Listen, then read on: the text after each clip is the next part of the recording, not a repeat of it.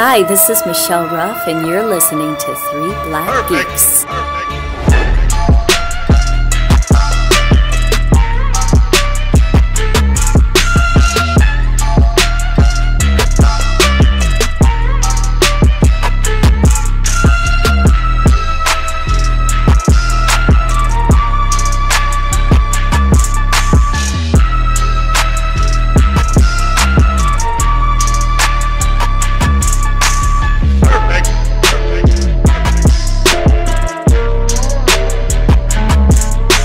Hey everybody, it's Three Black Geeks. How's it going? Today, we're talking about True Lies. I am D. This is CJ underneath me, and right beside me is DJ Sue. Sir.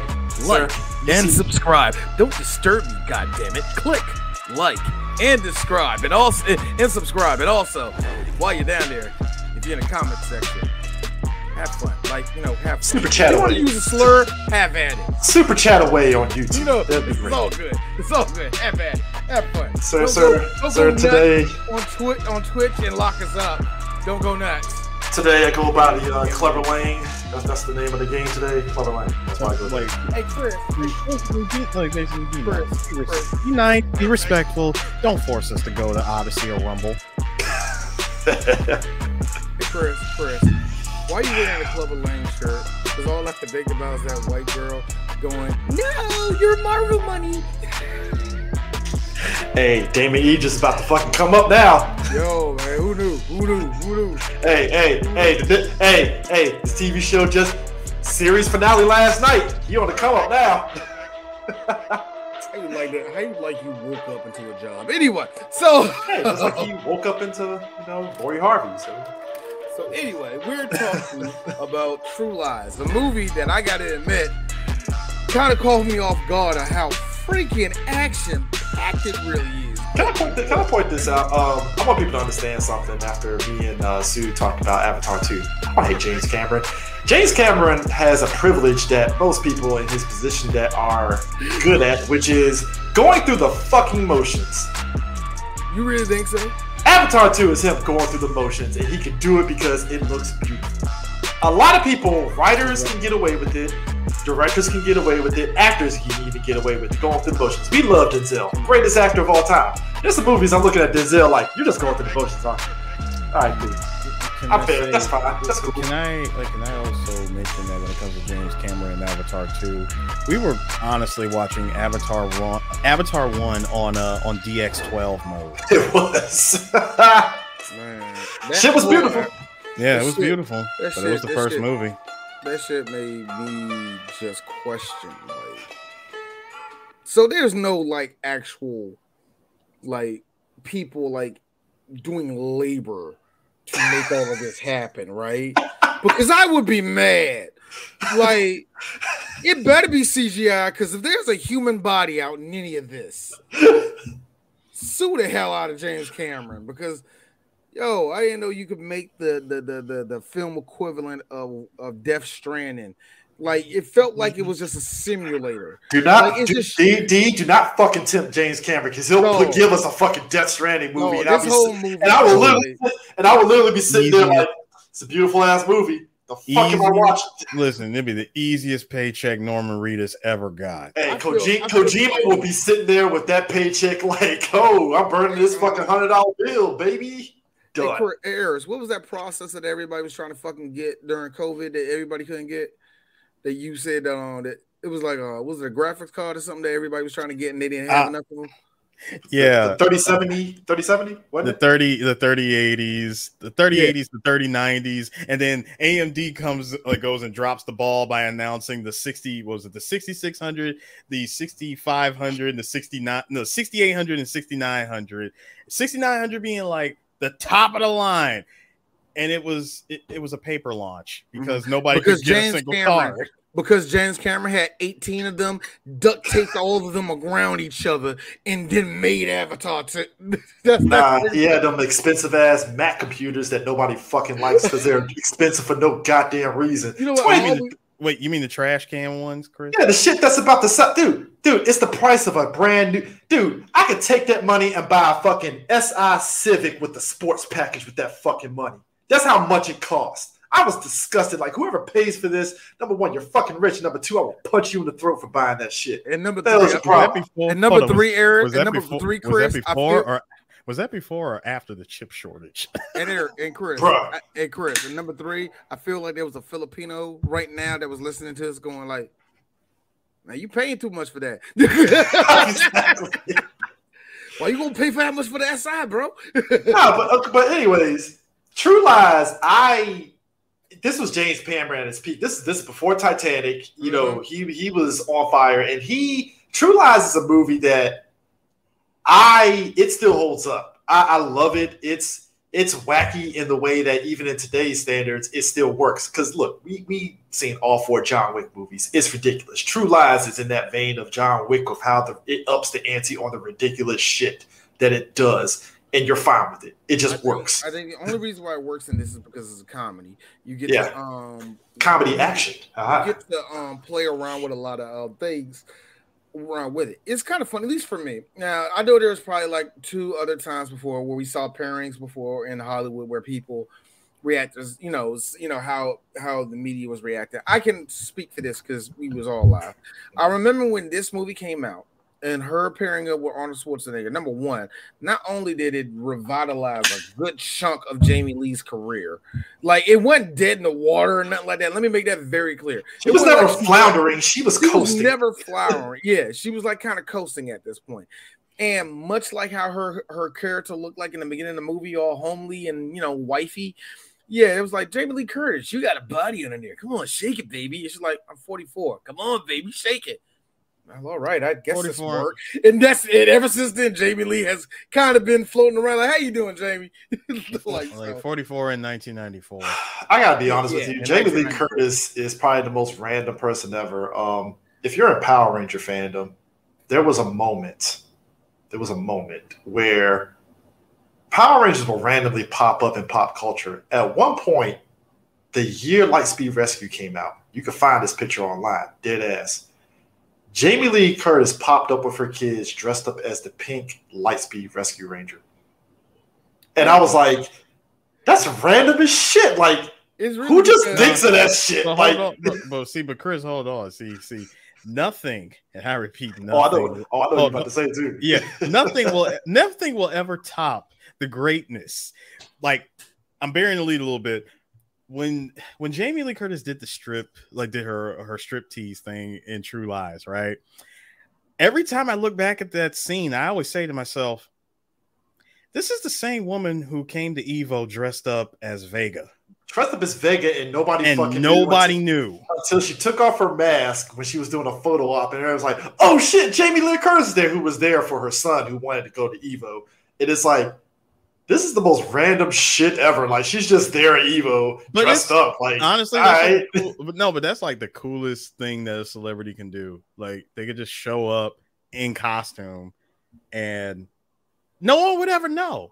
I mean, Ryan Reynolds did that for Deadpool. He actually took the costume from Fox and went trick or treating with his kids. No, that's Ryan Reynolds because it's. And also, there's you're right. You're right. I'm saying like nobody would ever guess because he's under the costume. I'm being that person. We got a whole fucking show called The Masked Singer. That's pretty much the whole concept. But not even that. But the difference though is just imagine Jamie Lee Curtis walking around as Vega and she's not saying a word. Yeah. Like, unlike The Masked Singer, where okay, I could guess who's singing because they actually sing it. This woman walking around with the claw mask on, and you wouldn't know. But I also have to, look. But I also have to point. I understand that. Eris, I know why you did that, and I understand that too. It was kind of cool. It was very cool when she did that, and she is known to be around the whole aura of that type of nerddom. That's nice. Shut the fuck up. Look at these. Look at them. Just look at them. I know it's not great, but shut up. That's a terrible shot. It's a terrible shot if you're trying to get me to look. Here's the sad part. Do you know all these motherfuckers are giving me these weak ass pictures of these titties, and I'm just man. Anyway, why not just take a screen cap of a strip? Well, no, you want to get current. I want it. You want current year. I want it current. Yeah. I'm still a hermaphrodite. No, Jamie Lee Curtis. I talked about this actor when we did Eggs and Wounds. Tom Arnold. It's funny. Like he's one of like a handful of white guys that I find funny. Depending on the movie that you put him in, he's fucking hilarious. I'm gonna say it. Tom Arnold. I think he's annoying, but he is wholesomely white. That's the thing. Yeah, wholesomely white. That is a perfect. That's a perfect term. Well, not just that. Both of you are correct, but I'm gonna say what really is real. Tom Arnold is Tom Arnold in every movie that he's in. Thank you. Yeah. Thank you. Metal Gear Tom.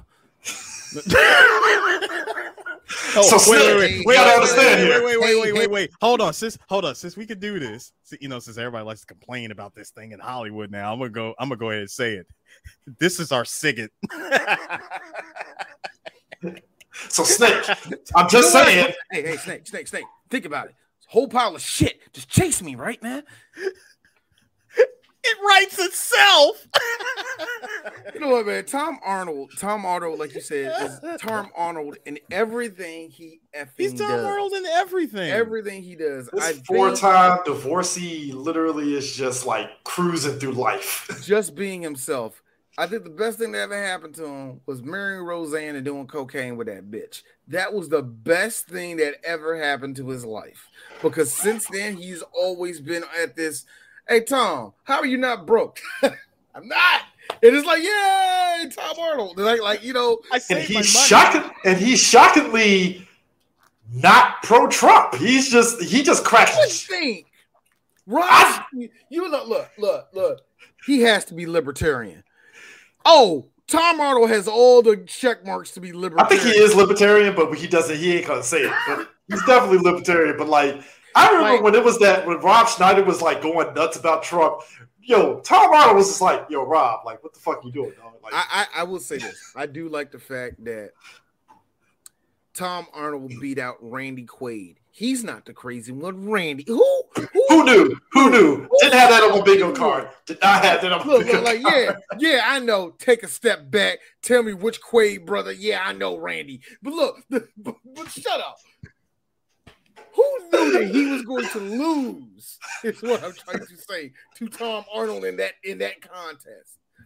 Oh man! Look. You know what I feel sorry for? I've always said this when it came to like actors and stuff because we talk about at length about how people like Oscar Isaac and Cliff Curtis are like so their skin tone. They can play anything. They can play a fucking Vato or they can play a terrorist and shit, right? Will you stop saying Vato like that? What? Will you stop saying Vato like a white woman? Like I know I'm talking to the local Vatos. No, but they put him in like, Cliff Curtis. You're gonna play. The correct term, Chris, is cholo. You can play a cholo. But my man Art Malik is playing the main terrorist Salim, and like I feel sorry for when you look at his filmography. He got pigeonholed to play. I'm a terrorist. Oh! I have a falafel stand in this one. I'm not a terrorist, and that's a good one. Now, yes, he is British-born Pakistani, to be fair, but at the same time, you said Pakistani. I heard terrorist in every movie he plays. I don't know what you're talking about. Mexican, if he's not saying anything, and we can put him in the background. First movie. Hey, I want you guys to take a guess. What was his first movie? If you had to take a wager, what was his first movie? Oh, I know. Can I guess? I think it is Delta Force. No, it's called. Sue, do you have a guess? I'm really trying to think. Without looking it up.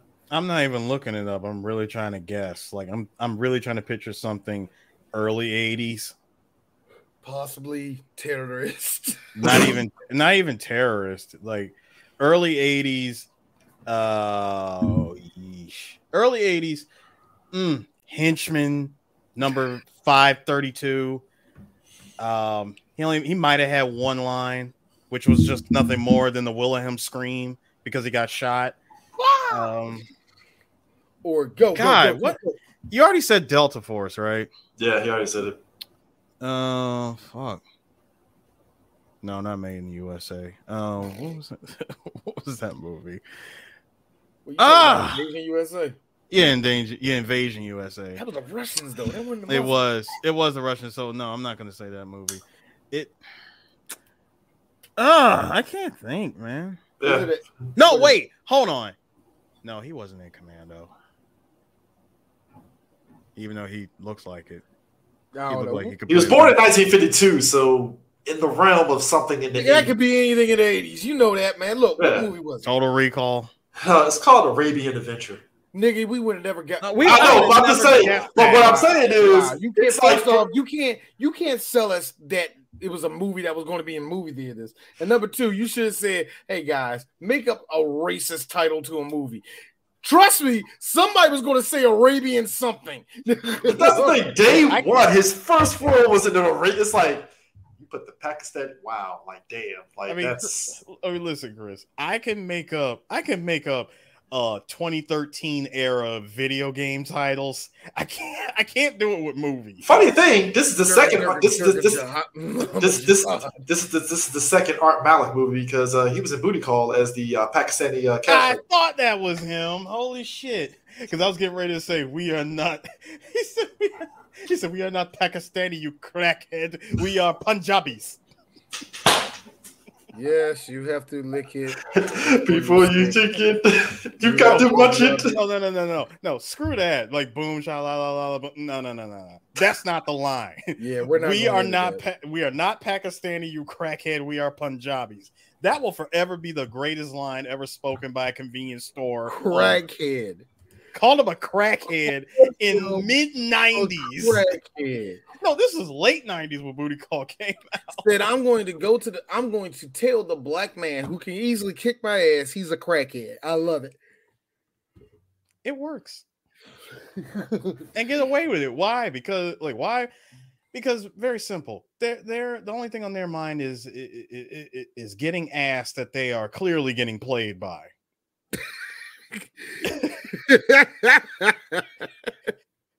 This is the third time we've seen them tonight, isn't it? I'm more mad that those dudes had a whole stick to them. Yeah. That whole little comedy gimmick. I was like, yo. I guarantee you there were rehearsals. Walk out the store if they start doing any of that. They rehearsed that shit. They were waiting for that their whole career. Boy, this is a nigga that stood up a lot, man. You got to lick it before you stick it. You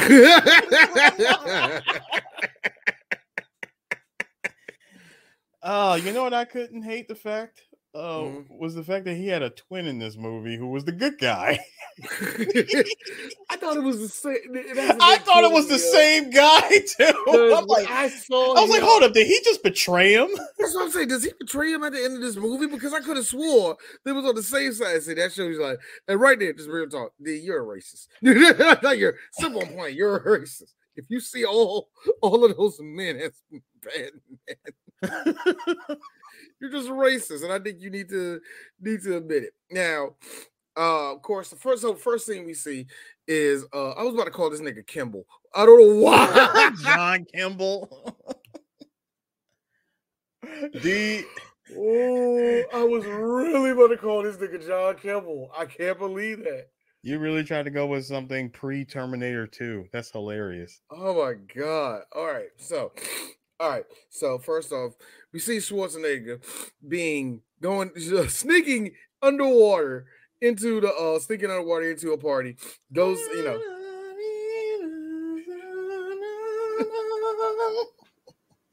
I'm sorry, man. The first mission from Metal Gear is the first thing that came to my mind.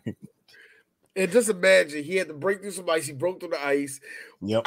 When he got out the water and walked out all slow, they're like, "Hey, Arnold, you are 6'3", walking slow. We all can see Everyone can see you. We all can see you, Arnold." Anyway, I like how he just walks up in the party. He's got the fresh on, tux on, and all the rest of that. Walks right in. First person he sees is a chef. Goes in French. What is this? This is terrible. Get rid of it. And I like how somebody like, today? I'm like, yo, Yo, he just walking the old acting smooth and shit, grabbing all champagne over there. Like, I love it. I love it. And the first person he sees, of course, Eris, is your girls and your girl and your girl. Everybody's girl in the 90s. Everybody's favorite Asian, Tia Carrera. I mean, come on, look at them dimples, bro. Come on, man. Look at that. It's like Hawaii, part of Japan, a part of the Philippines. All staring back at you. Like, it's all the best parts of Asia just glowing right there. You know what? I look. Real talk. How many times did somebody like, now I know Hollywood done it a couple times, but how many people do you think really seriously went to TSA? Yeah, you Chinese, right? I believe that has okay. You want me to answer that question for you? Yes, I do believe that has happened at least twice. I think that happened more than you should. I think I'm gonna say I feel bad for look. I know black actors get it, but I feel bad for Asian actors because I think they get it more than us. Can you tell me which way to go on the set? Right over there. Oh, thank you so much. Can you also get no, I can't. Why? Because I'm the star of this thing. I feel like Asian people get that more than black because I'm the star here. Oh, you don't work behind set? No, I don't. I'm actually in this. Oh, I am so sorry. Why are you talking like that? I feel like Tia Carrera went through so much crap, but for real, everybody loved Tia Carrera. The first movie that everybody got a first movie. Miles' Wayne's World was the first time. World. Yeah, and Wayne's World, started so many ships for young white boys and let's just be honest, some black men. When they saw Tia on stage with that guitar in her head. Quite frankly, she became everybody's Asian girlfriend that they always wanted in the 90s. Oh, without a doubt. And she had that same power in the 80s too. I forgot she was in the 80s. Yeah, she was in the 80s. You know, the interesting thing is seeing Tia Carrera in the 90s, like at least for us, like for our age range, we look at that and we say, you know what? We can enjoy Nirvana. Yeah. I don't know why seeing a South like a woman from the South Pacific playing the guitar and playing her ass off made it okay for me to enjoy grunge. Wow. All it took was an Asian woman. I feel like I feel like there's like a black history fact that black people made grunge and I can't throw in your face and I should, but I can't because I can't pick up that nigga. You listen to Lenny Kravitz. I'm like, that was long after grunge was considered dead. Okay. I mean, look, grunge is one of the most will go as one of the most overrated art forms to be because. In my opinion, you're not allowed to enjoy grunge if if the generation before, try to get rid of disco so adamantly. But I don't know. It's a weird little thing they got. I don't know. Whatever. I don't know. They white people were ready to get rid of disco. No, they were. But I mean, I'm saying for us. I mean, me personally, I enjoy grunge. Oh yeah. I don't, and I do. I say I don't because my ass actually listens to lyrics, and a lot of these are super white people problems. You know what I mean? Like, I say, like, the day is so hard. Like, shut the fuck up. Hey, look, man. Listen. Do you know why black people? I'm sorry if I enjoy Nirvana and Alice in Chains. Okay? No. Do you know why black people love Black Hole Sun? Listen to those lyrics, nigga. Listen.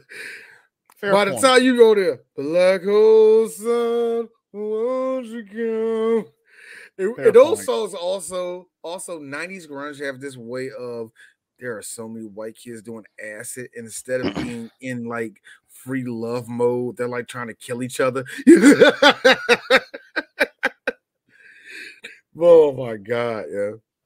Anyway, so he's up there mingling in the party and all that shit, and I like the whole time where it's just he's smooth, man. I will give it. Arnold, this has to be the only movie I've seen Arnold so smooth, man. He actually has like the charisma he has, which is a lot. Like I think a lot of people underplay how charismatic Arnold really is. A lot of that comes out in this movie, and it's just so smooth when he does that shit. And it gives us one of the best opening action scenes ever. Sir, can you show me your invitation? You want my invitation? Here's my invitation.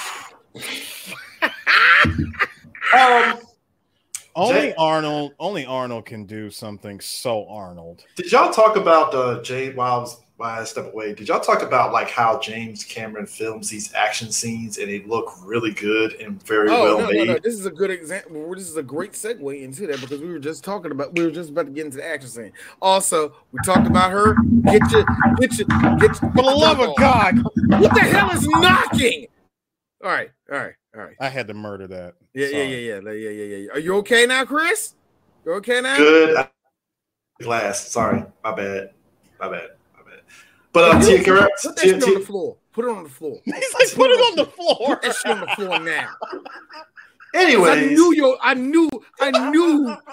were gonna be rattles today. I knew I should have told your ass to put it on the ground. First off, can you put back Tia Carrera in her fun bags, please? That would be great. Dude, she is a strong B cup. There's nothing fun about them. They lickable. Anyway. First off, I think people forget the power that Tia Carrera had in the 90s. Hold on. Give Eris 2 seconds. Hold on. I'm sorry. Did you sue? I'm sorry. I am sorry. Lion face. All right, there we go.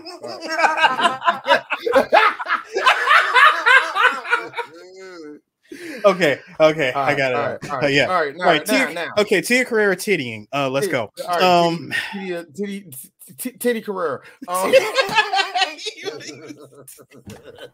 The thing is, I think people forget the power that Tia Carrera was rolling with in the 90s, where she somehow, like, I don't know, I ain't gonna say Tia Carrera is like filmography is an anomaly. It's like, no, she was the it girl that they had her in certain movies in the 90s. Yeah. And 80s too. And we was saying the 80s and the 90s, she was the Asian girl that everybody wanted to be with, yada yada yada. And one thing D has to bring up, she does got a forehead on her. She got a bit of a forehead. Not like a big, like a plate or nothing like that. But which means you try to slide in Tia Carrera's Twitter DM, she ain't gonna answer you. So just no. She's pretty Asian with a tan. She was gonna do that anyway. Which is ironic because she's voicing the older sister in Lilo and Stitch. And they gave her character these thick ass Lilo and Stitch, and they gave her them thick ass thighs and shit. And I'm like, Tia Carrera has no thick ass. What are we doing here? Wow. Shut up, Chris. Chris. No, here's Chris. She wished she was that Hawaiian. Yeah, exactly. She wishes her Filipino behind wishes she was that Hawaiian. Like, shut up, Chris. Hey. She was shooting this when she was trying to rub up. When Arnold yoked her over to it when they was dancing, she was like, "Oh my, Schwarzenegger, you are strong." Or it was like, "Whoa, hey Arnold, stop," because we talked about this during rehearsal. I can feel your erection. I don't like that, and I'm going to tell you about this. Or D, because she knows the lore. My goodness, Mr. Olympia. Here's all the. Usually, when a woman calls me Mr. Olympia, and she does the sex. So we're doing the sex or not? Hold on. This is peak Arnold. Also, so he's about two things. Also, money Arnold. Okay. Also, Arnold. Hold on. Money. No, three things. He's about three things. Money, fucking, and stogies this big. So, also, Arnold. This is a stogie. His stogies be like massive. It's just a stogie. It's only like 2 inches big. Like that thing's bigger than your face. Like, it's just a stogie. I love it. Nah, also Arnold. So that glizzy out your mouth, nigga. Also Arnold. So I heard you're doing a show called Relic Hunter. I would love to do a guest appearance on that show. But I'm busy right now. Yeah, I'm busy right now. No. I'm doing a show Relic Hunter. That is good, but the television is not where I need to be. And I do not say that because I wish to be the president, but I am running the California. The only time I want to be on the television is if I'm with the Leno, with the Letterman, I want to be there. But until then, please take these two tickets for a free dinner at Planet Hollywood. I'm like this. Oh, you know what Arnold thinks? No. You did it wrong. No, you did it wrong. No, Chris is still mystified that is still that was ever a thing. I want folks to understand this. Hold on, and let's make it all the way. Oh my God, Arnold, thank you. I like the. Hey, Arnold, this coupon's 5 years old. He's gone. You just opened this thing.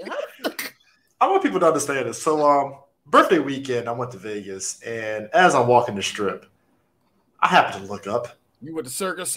I told you not going that motherfucking place. It smelled like pee, doesn't it? Looked up. Me and the girl drinking on the balcony of this bar, and I happened to just look over to my right. What the fuck do I see? Big ass Planet Hollywood, and I'm sitting up there dumbfounded, like, how are you still open in Vegas? Because how? It makes sense. It doesn't make any sense with all. It makes sense, Chris. It can shut down across the country.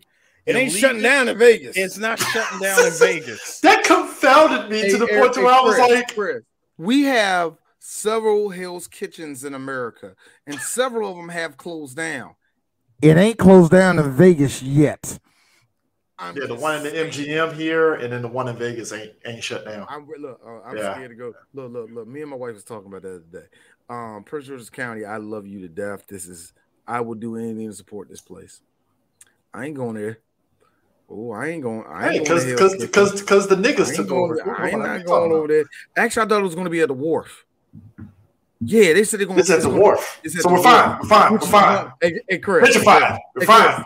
No. It's the wharf, Chris. That's the worst. That's like far worse. Is it worse? Yeah. Have you not seen the wharf? It's gentrified now. We're fine. Hey, Chris. We're great. Hey, Chris. Here's the thing.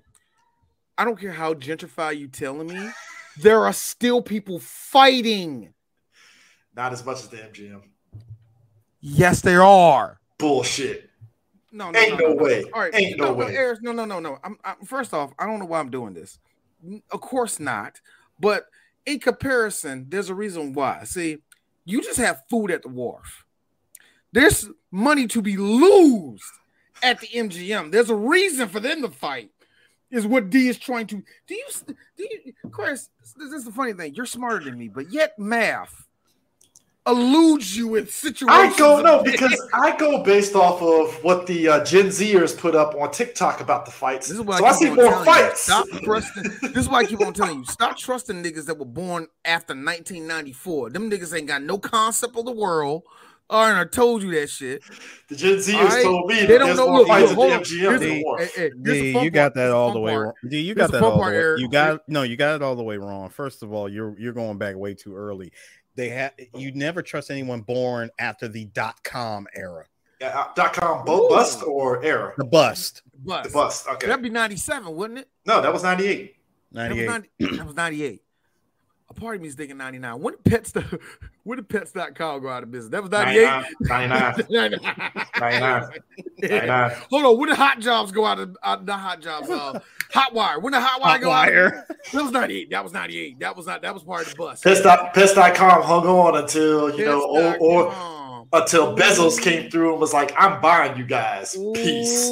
I mean, Pets.com had no reason to go out of business in it. Well, they did. Well, real quick, and Hotwire still active, by the way. Oh, okay.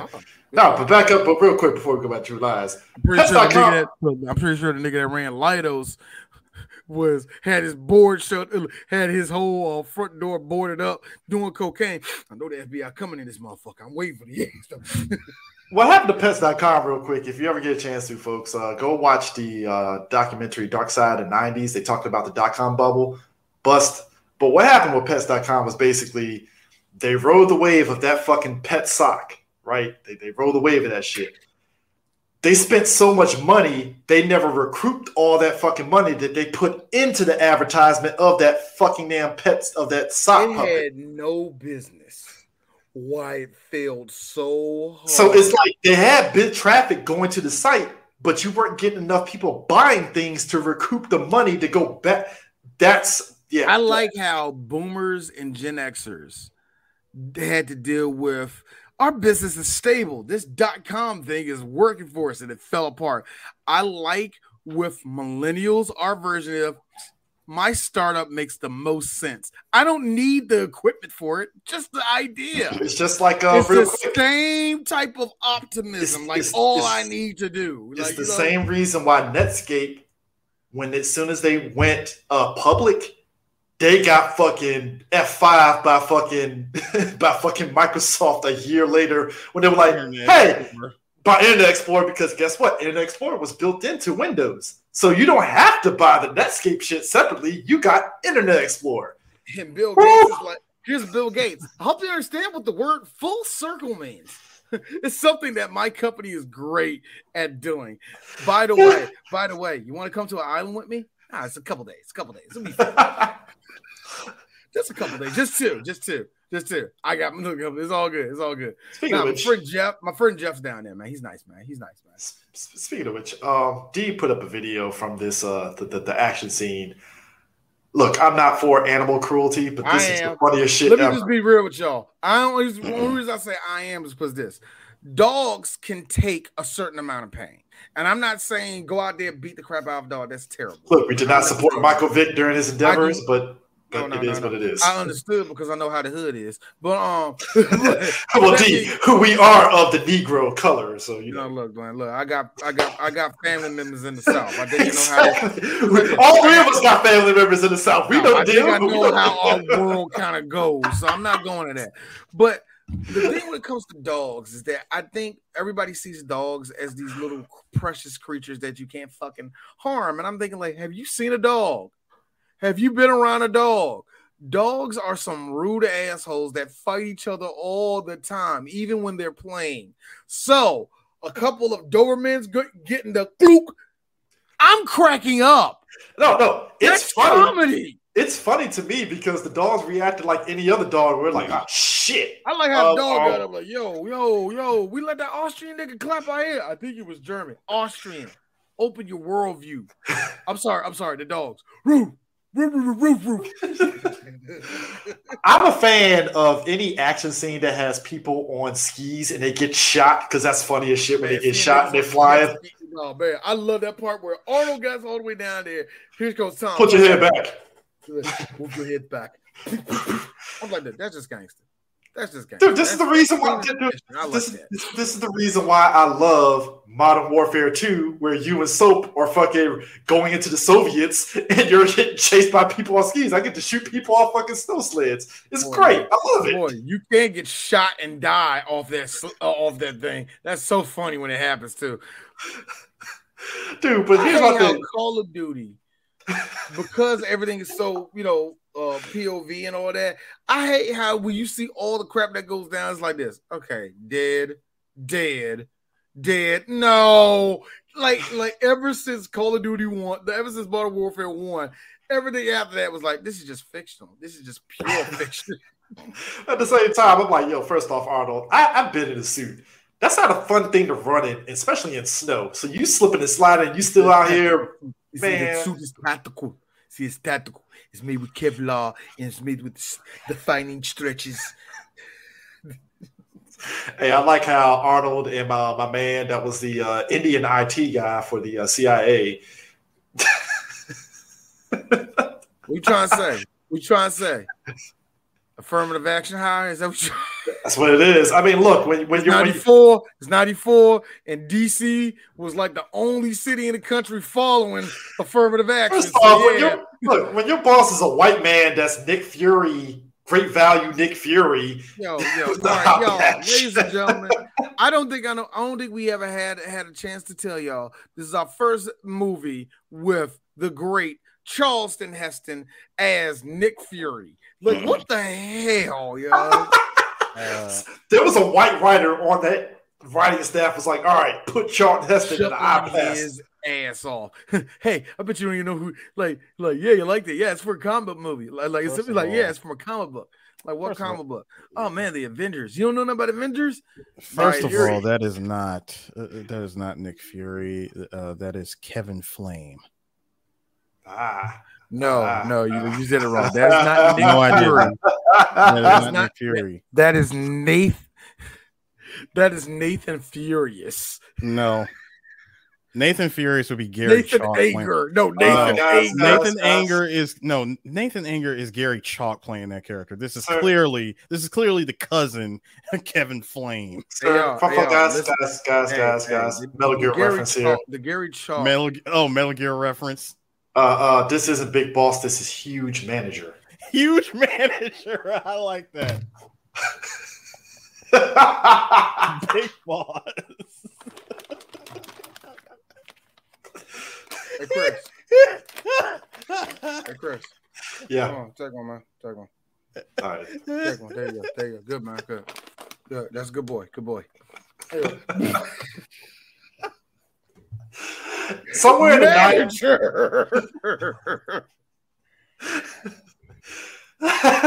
I gotta tell you something. Ma'am. I saw two young Latinos walk into the store. I will keep an eye on them. Get it? Eye. I need to know what was the paycheck for this movie for Charlton Heston. Because I didn't understand not a fucking word he was saying. Wait. I'm sorry. What is your name? Yolanda. Look, Yolanda. I don't know.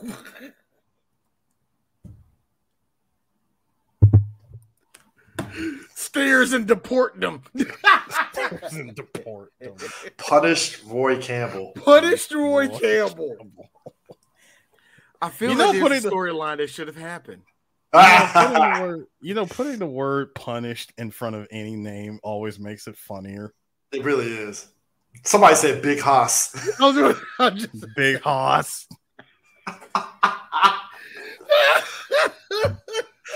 No, but dog, because here's the thing. I think I said this before in the Congo episode, because my man, that's the IT guy for the CIA, he was in the Congo. He was the best friend to the main dude that was trying to bring Amy back, right? Yeah. I was always like, yo, he avoided the terrorism thing. He got pigeonholed into being like Indian IT guy, and I was like, damn. I think, like I said, a lot of Charlton Heston stairs and gun rights. God damn it.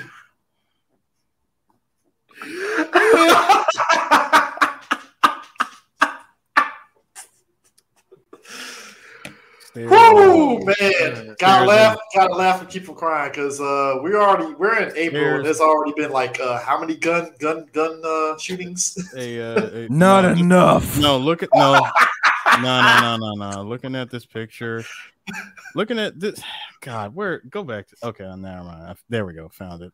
That is the look of a man who hopes that he is alive to see January 6th. Man, listen, he is the face of January 6th. There was a flag. All we need is a dope. Look. Hey, yo, somebody get on fucking on Photoshop. Put the "Don't Tread on Me" in the corner of that bitch.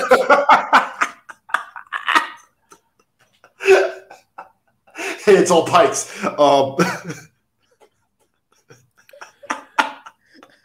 Hey, look. Hey, Charleston. Hey, Mr. Heston. What do you think about Sheriff Arpaio?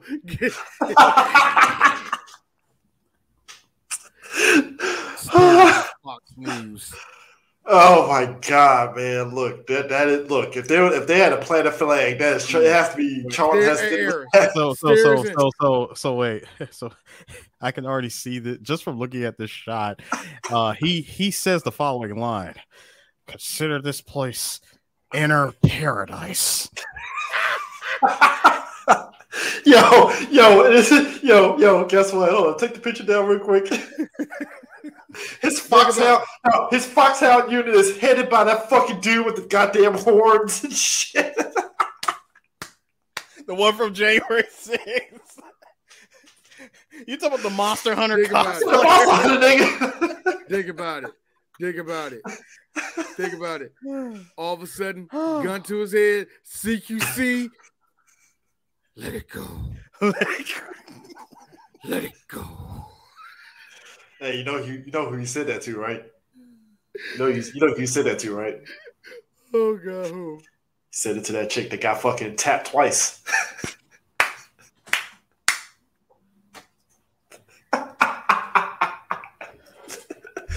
Yeah. Woo, man. Bitch. I'm sorry. Thank you, D. Thank you.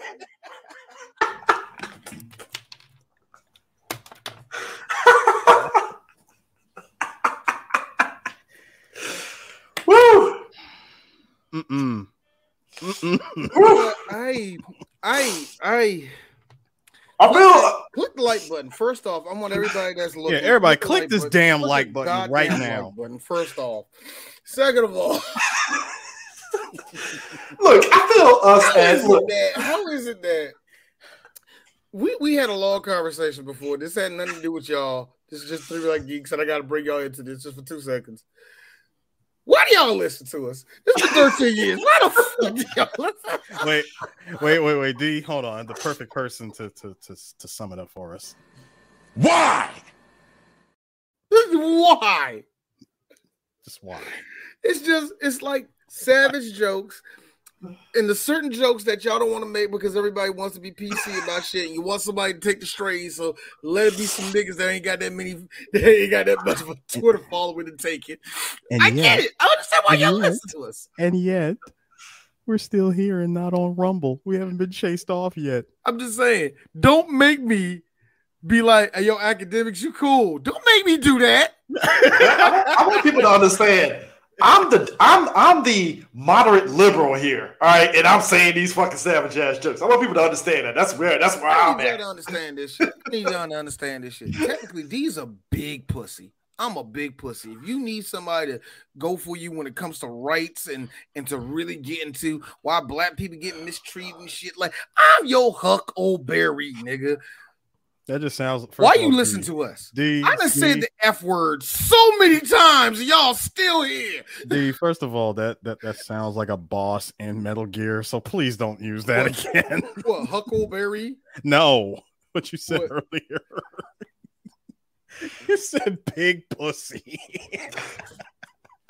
That is a Metal Gear boss. First of all, Big Pussy was one of the best characters in Sopranos. I'm gonna need y'all to very put much respect so on that. Very Big Pussy was great until he got fucking clipped. So, God, I gotta watch Sopranos. So in other words, I love that show. Anyway, so in other words, you sound like a mid-boss character in a PS2 only action game.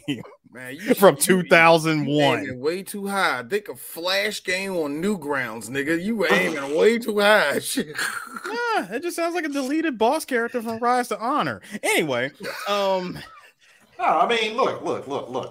If we're talking, January 6th for us as black folks, and I said it on the year-end review. Wow. I said it best. It was unintentionally the best thing that happened to black Twitter and just black people, period, because the jokes went nuts. Look, and I have to reiterate it. It hit me because, like, weeks before, me and my dad had this whole conversation about how white people were freaking out when Trump lost, right? And it hit me. It was just my dad told me that the revolution has made it here, son. When certain things don't involve us. And when I saw that, and y'all remember when we talked that night, how giddy I was when I said, guys, this has zero to do with black people. The revolution has started. And then even more, look. The only involvement with us was when, again, black man did the Lord's work for black excellence, reared his head when Ashley Babbitt got tapped twice, twice. I gotta tell y'all. First off, fuck around and find out. Second of all, D, go ahead. Chris, your joke is the best thing in the world to this day. Bam, chop of his ass. That was funny. But what did it for D? You remember this got banned real quick because white folk were mad at us? Pow! Do do do do do do do do do do do. Showed her getting shot over and over again. Pow! Lift every voice and say pow! Lift it. Real talk. Here's me. Yeah, ban that shit. Yeah. No, the goat. The goat was after the shot. The freaking Capitol with the checkpoint. Nigga, somebody put a kill cam in there with the respawn.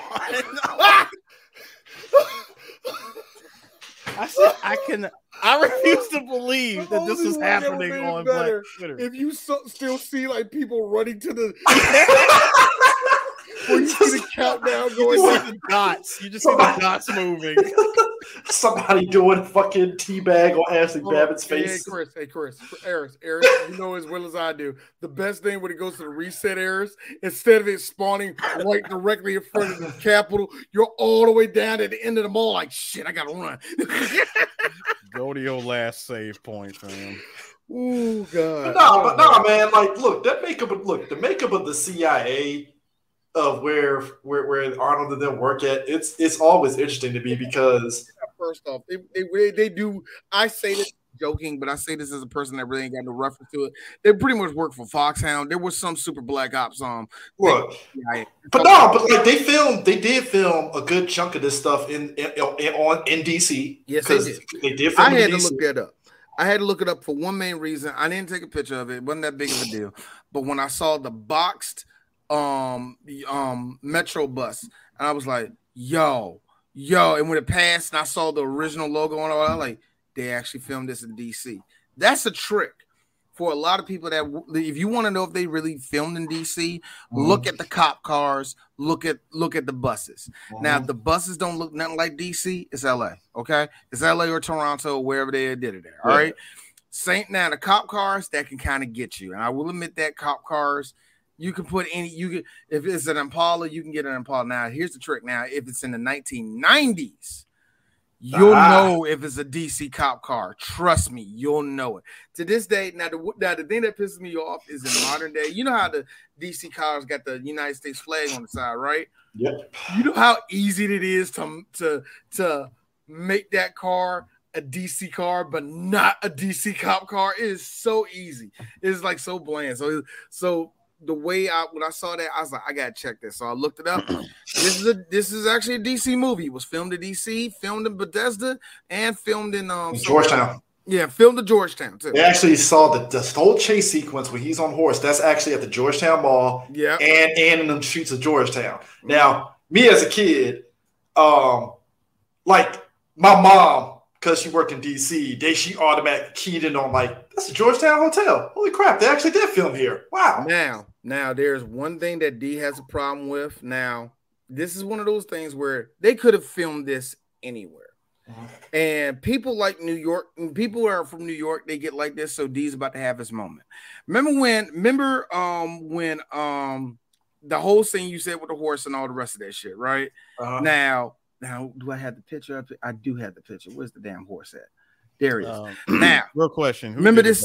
Real question. Who did it better?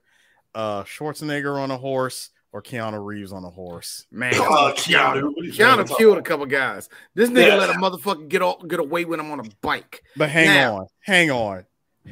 This shot right here, Arnold. What? Go ahead.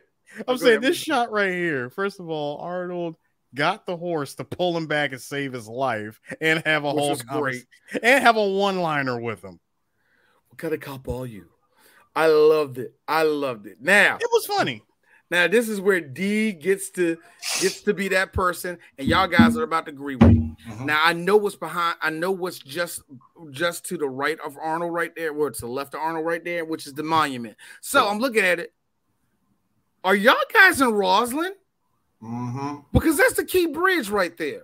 I think that because Georgetown is right there near Roslyn. Yeah, I know it's right there in Roslyn. That's why I said, "Are y'all niggas in Roslyn?" Huh? That's looks like it. Here's what looks like it. And like I said, this could be easily filmed in LA or anywhere else. But if it isn't, here's it. I know exactly what hotel you're at. That is actually a very damn good shot. Seriously, there are spots in Roslyn where you can look into DC and it's that freaking gorgeous. It's the best part. It's the best best way to see the skyline of DC, in my opinion. I mean, they did that, and I always bring up like when they filmed Winter Soldier, Captain America Winter Soldier here in DC. Like I went to DC when they were filming it, and they did a good job of really because. They did a good job, number one, of making you believe that Triskelion is literally in between Roslyn and Georgetown and shit over there. I would give them credit for that. Like, it was believable. Like, is there an actual? Maybe it is. Shit. Like, you know, but like D's right. Like, where some of the certain shots that they got, it's like that's Roslyn. They did some B shots in Roslyn. I know they did. And here's the funny thing. For anybody who wants to be funny. So wait a minute, where's Roslyn? That's Virginia. Note, I did not say they filmed in Virginia for a good reason because, like I said, I think it's in LA. But at the same time, even if they did, nigga, that is literally across that bridge. You're still technically in DC. Yeah, you really are because it's that bubble. Oh, that's Virginia. Sure. To me, Roslyn, Silver Spring, and Alexandria got the same problem. We're not part of DC. That's the fuck you are. Yes, you are. Like, downtown Silver Spring. Shut up. Downtown Silver Spring, you can literally step outside of the local Silver Spring club and go a block down the street and you're in DC. And you know what these motherfuckers got the nerve to say? Oh, no, I'm from Maryland. Nigga, it's DC. You're from DC. Just say you're from DC. It's fine. I live in Prince George's County. You have to walk at least 6 miles into PG before it's no longer DC no more. So, like, come on, dog. Like, anyway. Nah, but like, let me ask you guys this. So, the whole core of this movie is them going after this terrorist, right? You know, Malik, you know, Salim. Muhammad Jihad. Yeah. Durka. There was always something in this movie that I'm not gonna say it's a plot hole because maybe I missed something. How does Salim find Arnold and Jamie in that hotel? I think it was a combination of holy shit, we got to make these plots converge. We kind of did abandon this whole plot for a good 40-something minutes. We might as well make it converge back into it. Easy. They saw he was they caught him slipping. Okay. That's all right. I'm not mad at it, but it was always something that was like, did I miss a plot point here? Did I just didn't pay attention? No, it's not even that complicated. It's the very simple thing called terrorist magic. Anyway. I mean, you know what? I don't know why I said that because technically the movie answered it because Salim keyed in on Arnold when he came in there to talk to Tia and he slapped the shit out of fucking Tia twice. Boy, he slapped it. Open hand slap. Not open hand slap. No, he gave her the Will Smith. That shit. Nah, man, he gave her the full Ike. Man. Now, well, she was being paid handsomely, as she said, so. Now, with all this going on, you probably say, so what's going on with Jamie Lee Curtis? Oh, Jamie Lee, she just has a regular ass job. She's a legal secretary like my mom. That's exactly what it looks like. All them papers. Yep. Mm-hmm. All them notes and all the rest of that shit. Apparently. That old ass computer. Bruh. Man. That looks like an IBM. I think it's an IBM. That is a pure IBM. That's a pure IBM. Hey. Compact didn't pick up the contract yet. Hey, DC. Hey, all kids that had DC parents that had government jobs. Can't y'all smell the pens and the folders? Can't y'all smell them motherfuckers? Because I can. I smell them very distinctly. All right, now there was how these plots converge was Helen has a guy that is calling her. Now it's so funny because your boy over there, like, you know what? I have not been with my wife. I want to show her that I still love her. You know, I've been messing up, but it's all good. I want to go down there. He goes down there all happy, like, I'm about to give her some of this dig at lunch. At lunch. Great. Next thing you know, she get a call. It's like, mystery man. Who? Simon? Oh, my God. And Arnold doing the best Arnold acting in the world. You know, somebody cheating on him. I know, Arnold. Who's going to cheat on you? But anyway. 6'1" Austrian. Who would cheat on you? Who would cheat on you, yeah. But he hears the whole conversation. He hears the whole conversation like, who is my wife seeing? Who she seeing? This tub of sex. Bill flipping Paxton. A 3BG favorite. Bill Paxton plays a guy like, look, let's be real. I didn't know that Quagmire came to life, young. Like, not even that. He is he is the definition of fake it till you make it. Yeah. Not just fake it till you make it, but just smarmy asshole. Because hold on, he said the line when he wants to show Arnold, hey, would you like to get this classic Corvette?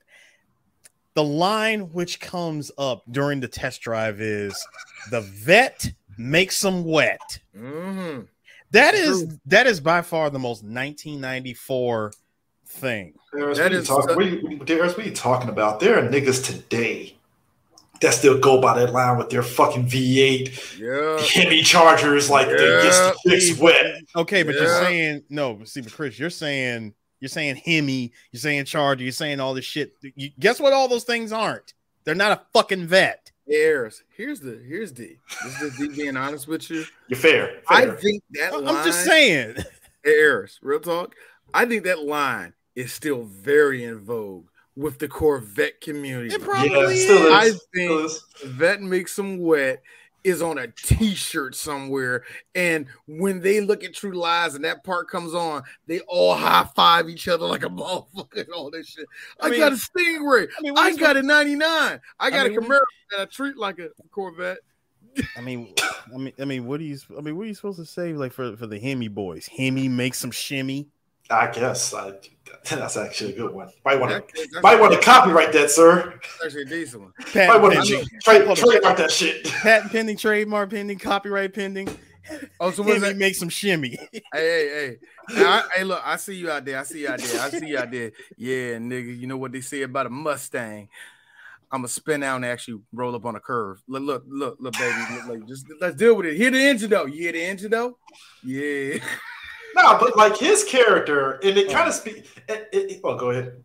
I was also going to mention I love how the camera always zooms in on Arnold on that classic Rick Grimes camera eye fucking thing. Yeah. It's funny that Arnold kind of started that because I got that vibe just from because I think this is the only movie that we see the camera do a long like pull into Arnold eye fucking the camera, and I love it. Anytime he knows somebody is up to some shit, that right there, I love it because again, now give James Cameron. James Cameron his due. Number one, he knows him and Arnold clearly have a good relationship with each other. Number two, I done seen he brought I mean it. This is some of the best work you're going to see from Arnold Schwarzenegger, yeah. This is actual acting from him. There's actual different stuff he's doing, so I love it, yeah. But I think this is the look. This is the look. This is the face you make when you know somebody is full of shit. So let me get these straight. You got a flat tire. You got a flat tire. Is that you got a flat tire, and that's why you was slow. It's okay. You know what you are, Jamie Lee? You are a choir boy. Yes, I know he said that several years before. I would say this. There is something. You know what he said? I know what he said. I had to say something, Helen. I don't want to know. If you're playing me, keep it on the low. If you're playing me, keep it on the low. I don't want to know. Because my heart can't take it anymore.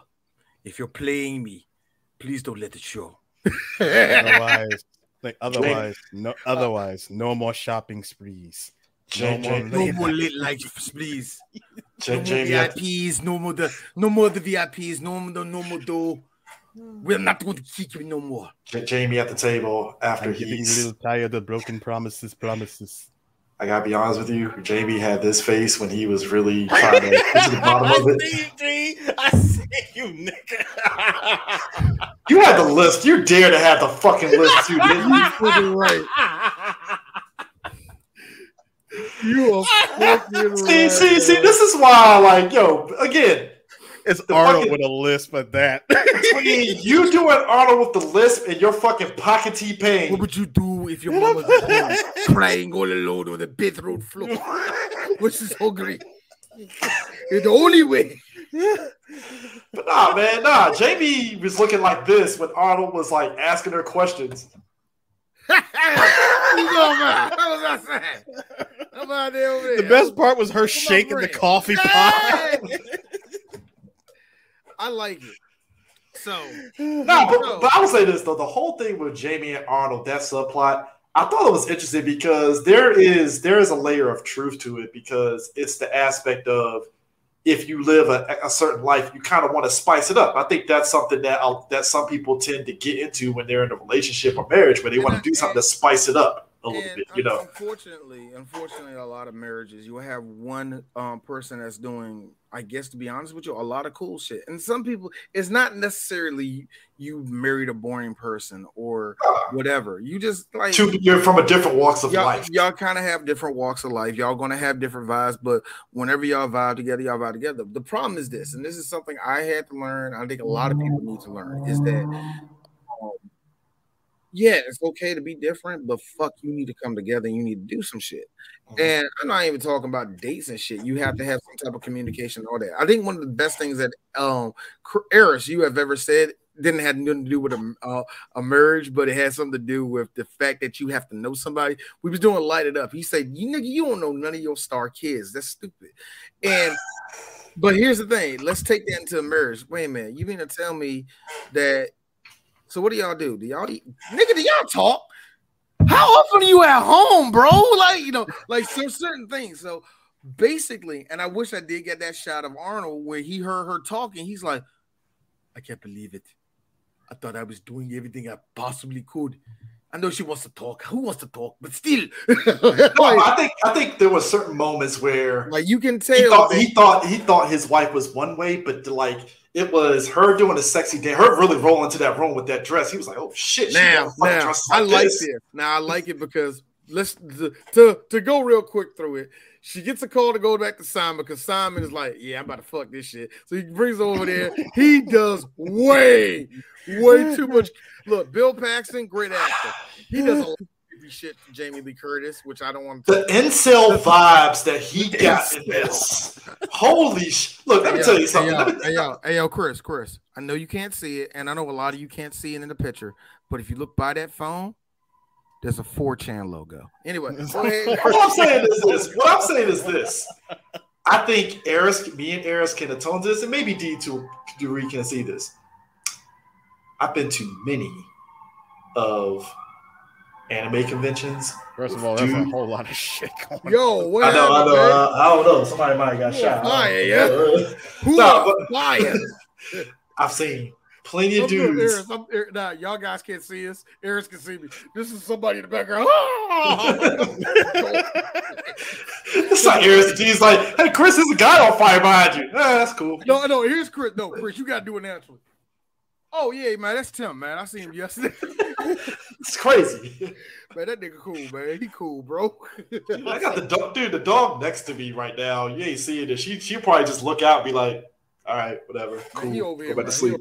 Fine, But nah, I've seen plenty of dudes at cons that are like Bill Paxton.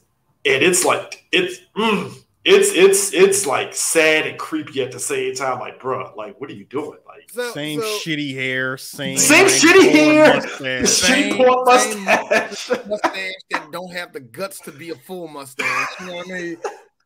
And just the line when he said, "Could you at least?" When she said no, this motherfucker dared to say, "Can you at least do it for America?" And I'm like, "Oh my god, do it for your country."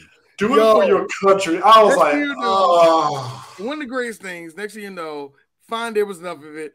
Arnold, with the help of his friends, doing a lot of illegal shit with the United States government. I love the response, by the way, because here's the thing. First off, Tom Arnold is trying to talk him out of it, saying, I don't think this is a good idea.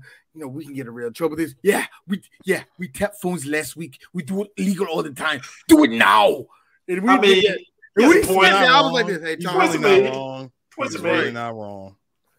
Hey, look.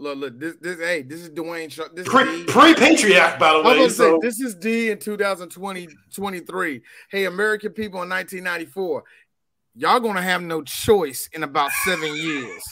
I had a phone conversation with my girlfriend that I don't talk to in 2003. That FBI is like, tell us about this, Dwayne. You know what I mean? Gotta be real. As soon as that plane hit that Pentagon and Patriot Act, bitch. As soon as they hit that Pentagon, no, I'm sorry, Chris, you did that wrong. As soon as the plane hit the Pentagon, Dick Cheney. Time to wiretap, motherfucker. I don't think look, y'all say freedom isn't free. I agree. Hey, this was Dick. Hey, this was Dick. Nigga. Ricky Dick, though. This is how Dick Cheney. Bruh. But dog, Arnold's face when he had this, when he's in a ski mask and he had this whole like, that shit had me. Yeah, yes. Perfect. I have to be honest. Perfect. Nightmare fuel. Yes, nightmare fuel. Arnold Schwarzenegger in a ski mask, gooning it up. Is one of the looking like a goon. Yo, any second, man. I feel like there's a Kodak Black song about to come on.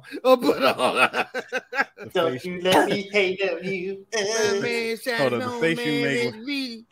Hey D, the face you make when you realize you're rolling with goons and you about to break into Soldier Boy's house. Bruh. Oh dang. You gone, nigga. You heard a nigga. That's Bill Paxton talk to his boys. That's Bill Paxton talk to his boys. That was Bill Paxton. That was the only thing that was missing.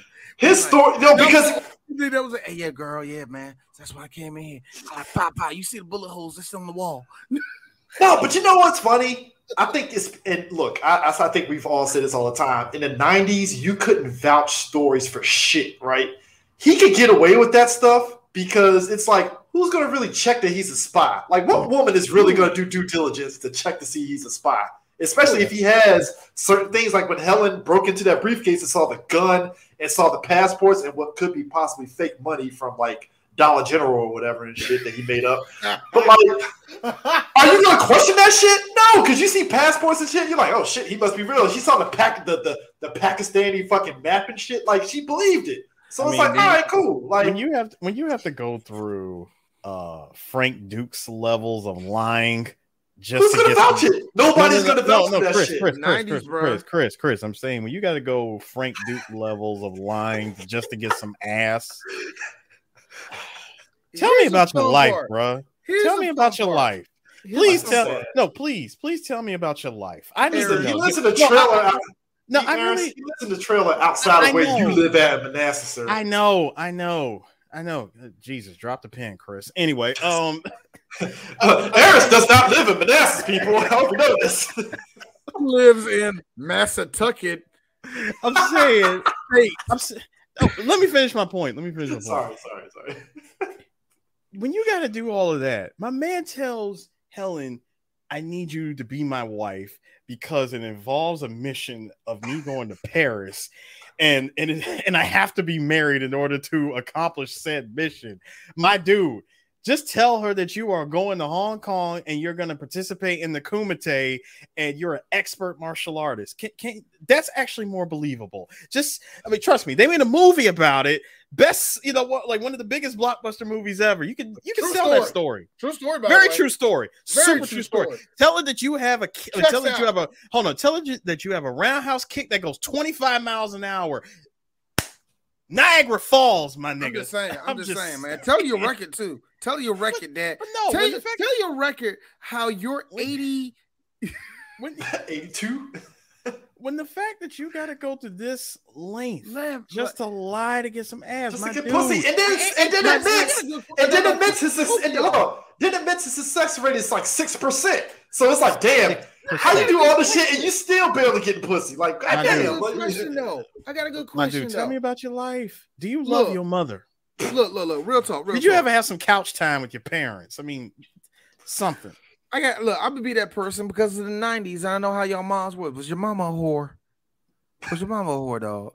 Do you need a because we can talk about that, and I think because men don't talk about their mothers being hypersexual when they were children. So do we need to talk about this? I'm just saying, do you need a hug? Do you need to, man? Clearly. And it's okay, Bill. I know you're a boomer. I like you. Ass like a 10-year-old boy. Okay, I got a question, y'all. That right there. Okay, I love that moment. My man said, ass like a 10-year-old boy. The backhand, the back fist. My question. All right, actually, I got two questions. We done kill Chris. We killed Chris. Nah, we're good. I'm unplugging some stuff. I don't want it. I got a question. Back fist, though. I just got a question. If I'm describing a girl, All right, and fine. She has a flat ass in this case. Look, love Jamie Lee Curtis. Is it really? Look, whatever.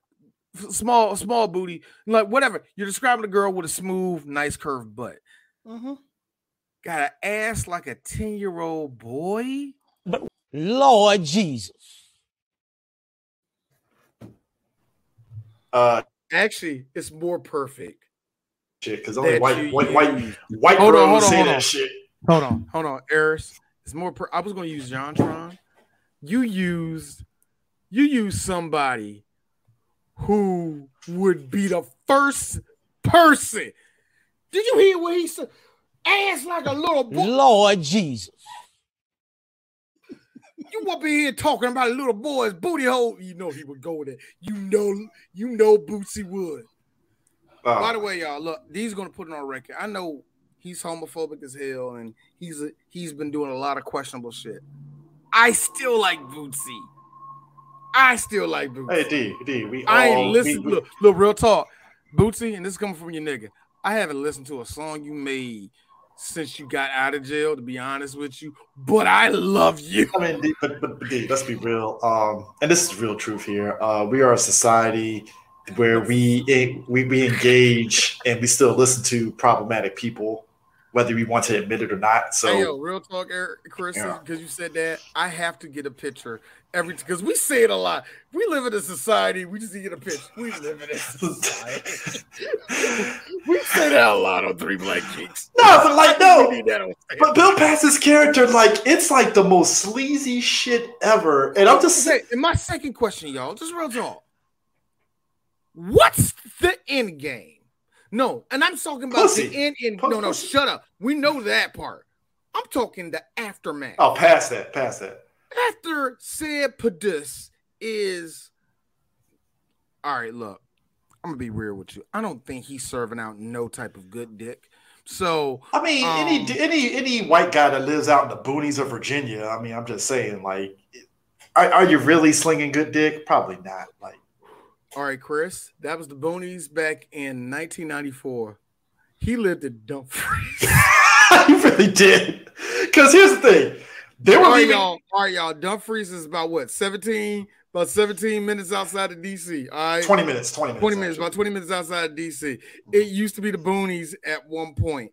All right. It's a whole lot. Now it's gentrified, and then they kicked out all the Spanish people. Strip malls. Don't let it fool you. Panda Don't Express. let it fool you how it looks now. Back in the day, that was nothing but trees and a Krispy Kreme. I am not kidding you. In the McDonald's. In a McDonald's, dog. Maybe a CVS around the corner if you're lucky. 20 miles down the road, there was a Waffle House. Yeah, exactly. Right on your way to Richmond. On your way to Richmond. Now, a lot of people say, look, y'all ain't got Waffle Houses everywhere. This is DC. You don't want us to have a Waffle House. The closest Waffle House is literally like D said. You got to go past Dale City before you hit a Waffle House. Actually, I think it is in Dale City, isn't it? You know, it's the next exit. It's Garrison. No, it's Garrisonville, which is the next exit past that. All right. Now I'm not going. Look, I know how to do my nigga. Eris, is it close to you? I'm not saying where you live at. No. I do have one that's close to me, and if I'm not mistaken, there is also another one further outside of Gainesville. I want to say Garrisonville, Gainesville. That's the one I'm talking about. That's the one. Look, and then I still got to get out there because look, y'all, look down south. I make fun of y'all. I made that joke on on our Instagram that us niggas from DMV look down upon you niggas in the South dealing with Jim Crow laws and white people trying to shoot you for no reason. We do that a lot, but I'm gonna keep it real. Y'all got cookout. We only got one out here. Eris, I've been promising to make it out to your way, man, because I'm gonna try to get out there. Eris knows. It's gonna be one random Saturday. Hey, D, what you got all that for you? And you got a bunch of food, nigga. Let's go upstairs real quick. No. Eris knows this. It was me and him. We left from an event, and I was like, Eris, I'm driving the cookout on the way up there, and I think I got to Manassas like probably 10 minutes before he hit Manassas because that's how much I was pressed to get some goddamn cookout that night. And here's the worst part, and this is the reason why I know when I go to cookout, I'm gonna eat. I saw all those prices, Eris. I'm gonna fucking eat. That's why people love cookout because the prices are reasonable and it's woo. I saw those prices, and that's what me and Angie, me and Angie been kicking ourselves because it was one Sunday we didn't do jack shit, and we was like, should we go out there? Yeah, let's call Eris. Nah, we ain't gonna do it. Right about like 3:00, and it just started to rain. We should have went out that bitch. We should have went out there. Hey, look, I was in Texas. Oh, I was saying I could see D and Angie showing up to my house, and I will give them the Robert De Niro drink. Y'all hand me a bag of chips. I will do this. What am I supposed to do with this? What is this? It just don't even fit. It just don't even fit. Do your very liners. Look, stop messing with that fucking weed, all right? It's turning your brain to mush. And I slammed the door on both of y'all. I don't think Eris even looked at me. I just grabbed the bag. Look. I don't think Eris even looked at me. I just gave him his fries, gave him his 6 hot dogs. I hope you get a heart attack. Like he was so pissed off he didn't even say goodbye. He didn't even say goodbye. Oh, look. Real talk, y'all. Eris is my best friend. The fuck you not gonna say goodbye? Hey, baby, throw a rock at that nigga house. No, throw a rock. I don't care. You know what? Don't throw it hard enough to break the window. Send a message type of throw. You ever see a rock hit a window for full force but it doesn't break?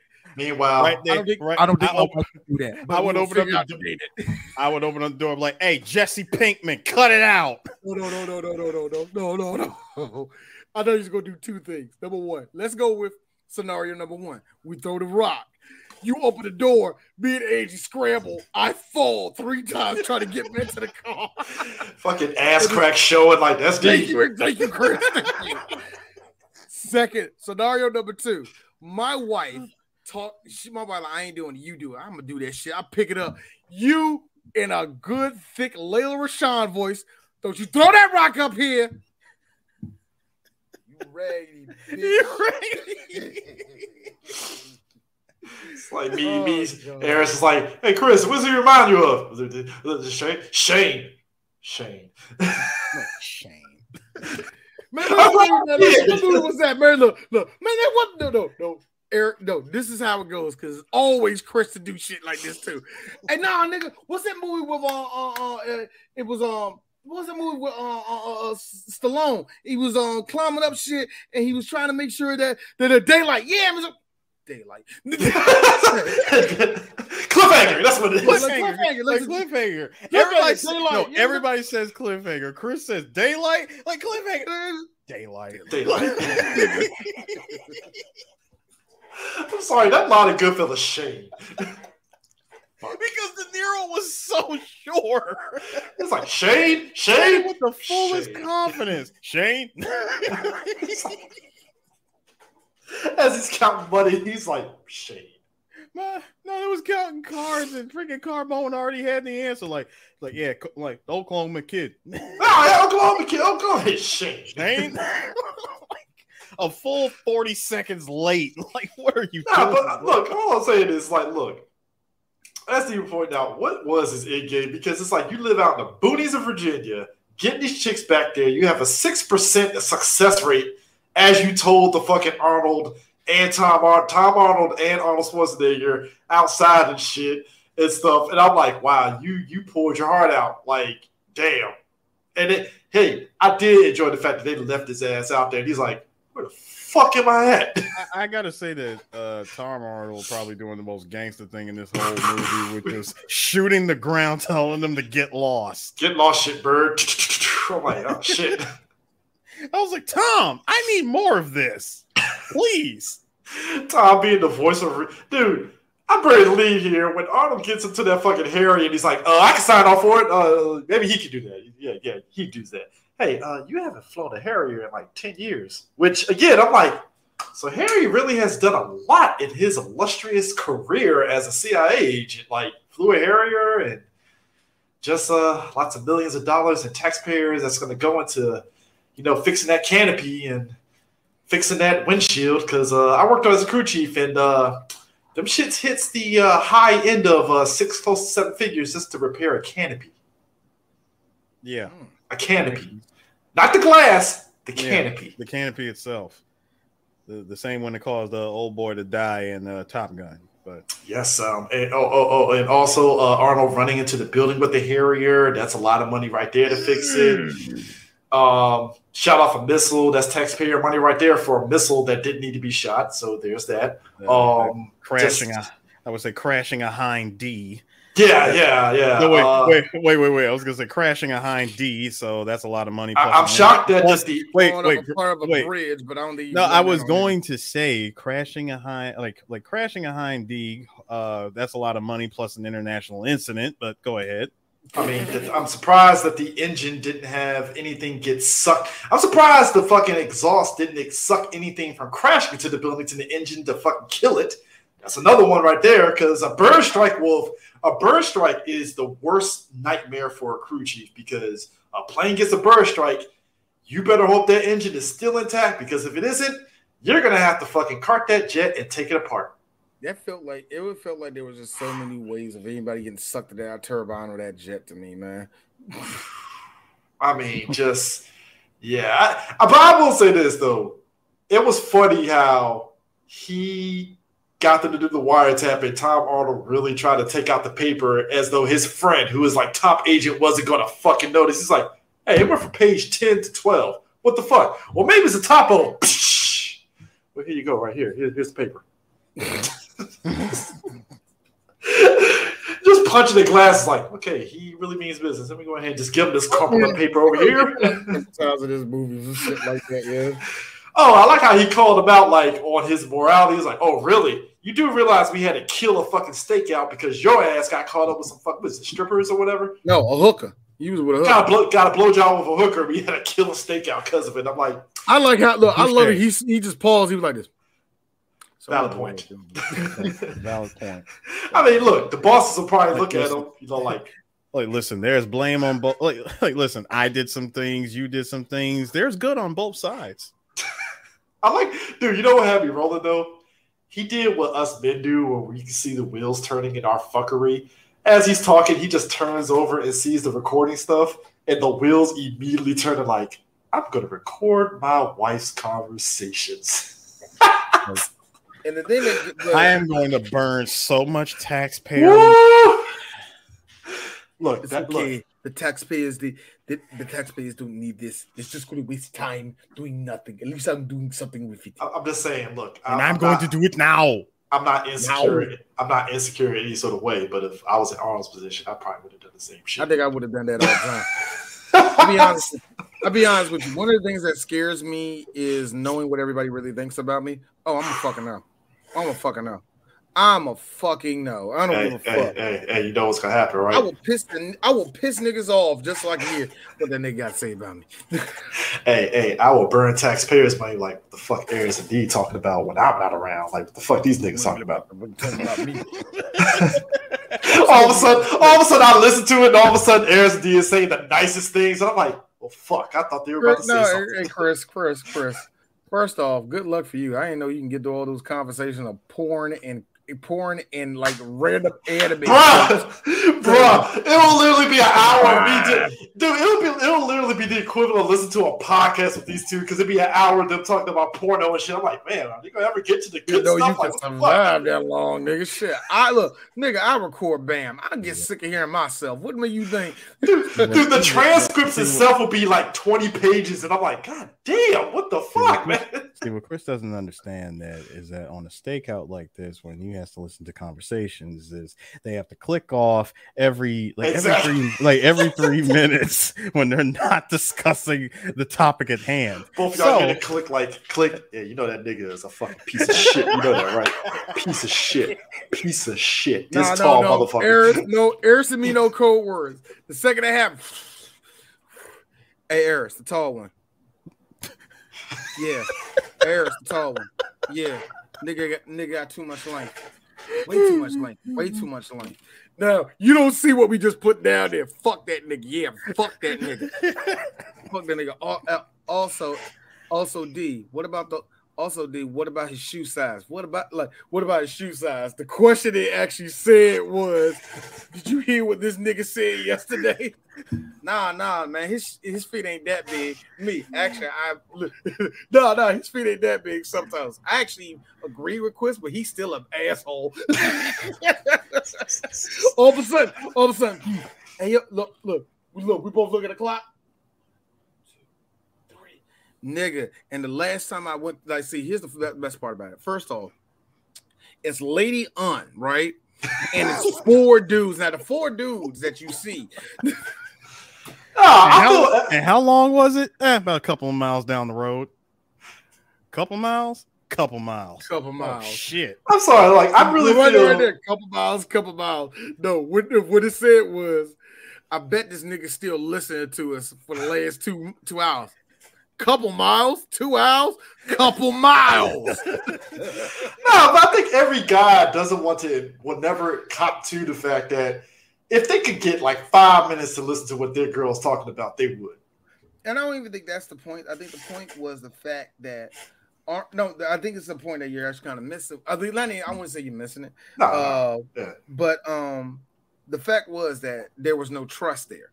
Like his wife didn't know what he did, and he kind of in a way didn't know what for the first time in his life, he was not in control of what the fuck was happening. What was going on? Yeah, exactly. The absentee husband. Oh, yes, he didn't realize that he was an absentee husband like that. Well, and the thing of it is, it really hit when he was supposed to be for his birthday, and he was chasing down Celine, and I think that's what started his wife doing that. But no, and not what started her doing that.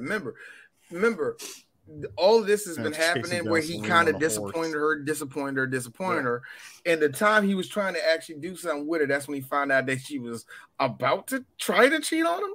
And it didn't hit him there. I think it hit him when he was trying to interrogate his wife, when he just straight up said, "Did you cheat on my wife?" She was like, "No," and just like this, the anger of all of that was like, "Do you still love your husband?" "Yes, I do, and I need me alone." Like, what the fuck you want? Gotta be honest with you. When she picked up the chair and started smashing the mirror, I'm sitting back going, "So Arnold, let me ask you a question. Did you know your wife? If that shit, no. Here's the question: if that shit had shattered to pieces and the jig was up, what's your first response?" I need a stogie in my hand. I need a stogie in my hand for this one. Oops. What do you wanted to say, yo? Seriously, what do you do at that point? I thought about it too, but I knew she wasn't gonna break out of it. You know what I mean? I already know. The glass breaks. She is revealed to be Tom Arnold and freaking Schwarzenegger. The jig is up. Run, wastebasket, run! I thought she said this when she broke it. They were just gonna sit there all surprised. Do.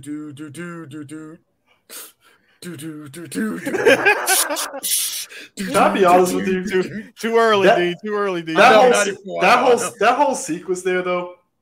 Number one, Eris is Tom Arnold, and D, you're Arnold Schwarzenegger. Because Eris would do some shit like, so sex with your husband really isn't it? I'm like, that's Eris. That's Eris. Eris would do some shit like that. Chris, she answered the first question. She answered the first question, right? And Tom Arnold's his first response, "She's lying, bro. She's lying." That's Eris. She's lying, dude. No, not to me. Not to me. Check it out, Tower of Power. That was all you. That was all you. Because Chris is the type of nigga that will go, she ain't cheating on you, dog. That's you. That was pure Chris. You know, maybe dismissed. Maybe she just might be telling the truth. Game over, yeah. Everybody loves a winner.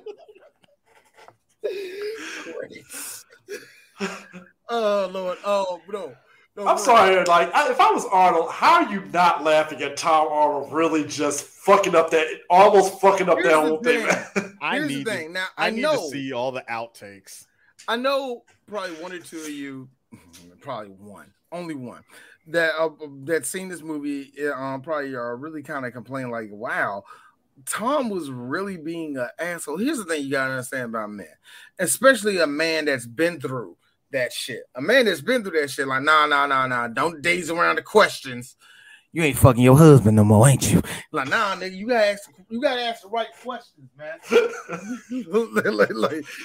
like, I feel like that. So the thing that got me was they told her, they did this whole little thing. We'll call, don't call us, we'll call you, we'll tell you when we need it. So they called her. They called her, and she was like, they told her where to be at, and she's like nervous as hell. And the that's thing who said the coffee thing, like, yo, shaking, bro. And the thing that gets me was when she went out like, and I put up a video of it, and it's so funny because she went out. It's like, yo, Helen, why do you look like you about to go to church and not get fucked after you get out? Okay, can I say something about it? Can I say something about an outfit real quick though? I'm sure in her head it was a nice outfit because she probably wore it. She probably wore it at like company galas for the Christmas party, so it looks nice. But like you said in the video, which I'm glad that everybody commented on it, it's like, hey man, like you might need to just you don't go get booty calls with that dress. Like what the fuck you doing? Like, and probably because isn't it convenient? And isn't it convenient that she was able to just easily rip all the unnecessary stuff off as if it was a rip away dress? Number one, now I have a wife that does that to all of her shit every summer. Every summer, if it's an old shirt, oh, Angie killing that bitch. But I'm used to seeing that shit. But I'm also used to seeing women do shit on the fly like that. It is a magical thing. And Jamie Lee Curtis's whole scene was just great. To quote somebody on the comment section in IG, do you speak geek? Gotta love a woman who can go from social worker to sex worker in 2 minutes. In 2 minutes. Hey, hey, dude that said that, I give you 2 minus points because you spell sex without an X. Grow up, nigga. Come on. Shut the fuck up, dog. You ain't about to lose no money on IG. Stop. Ain't nobody about to ban you off IG for saying sex. All right? Anyway. That's not a big deal, dog. Love you. Thank you so much. But I like how there was frilly stuff on the bottom up top. She had a ripper hole on the whole neck part off and all the rest of that. And like I said, conveniently perfect.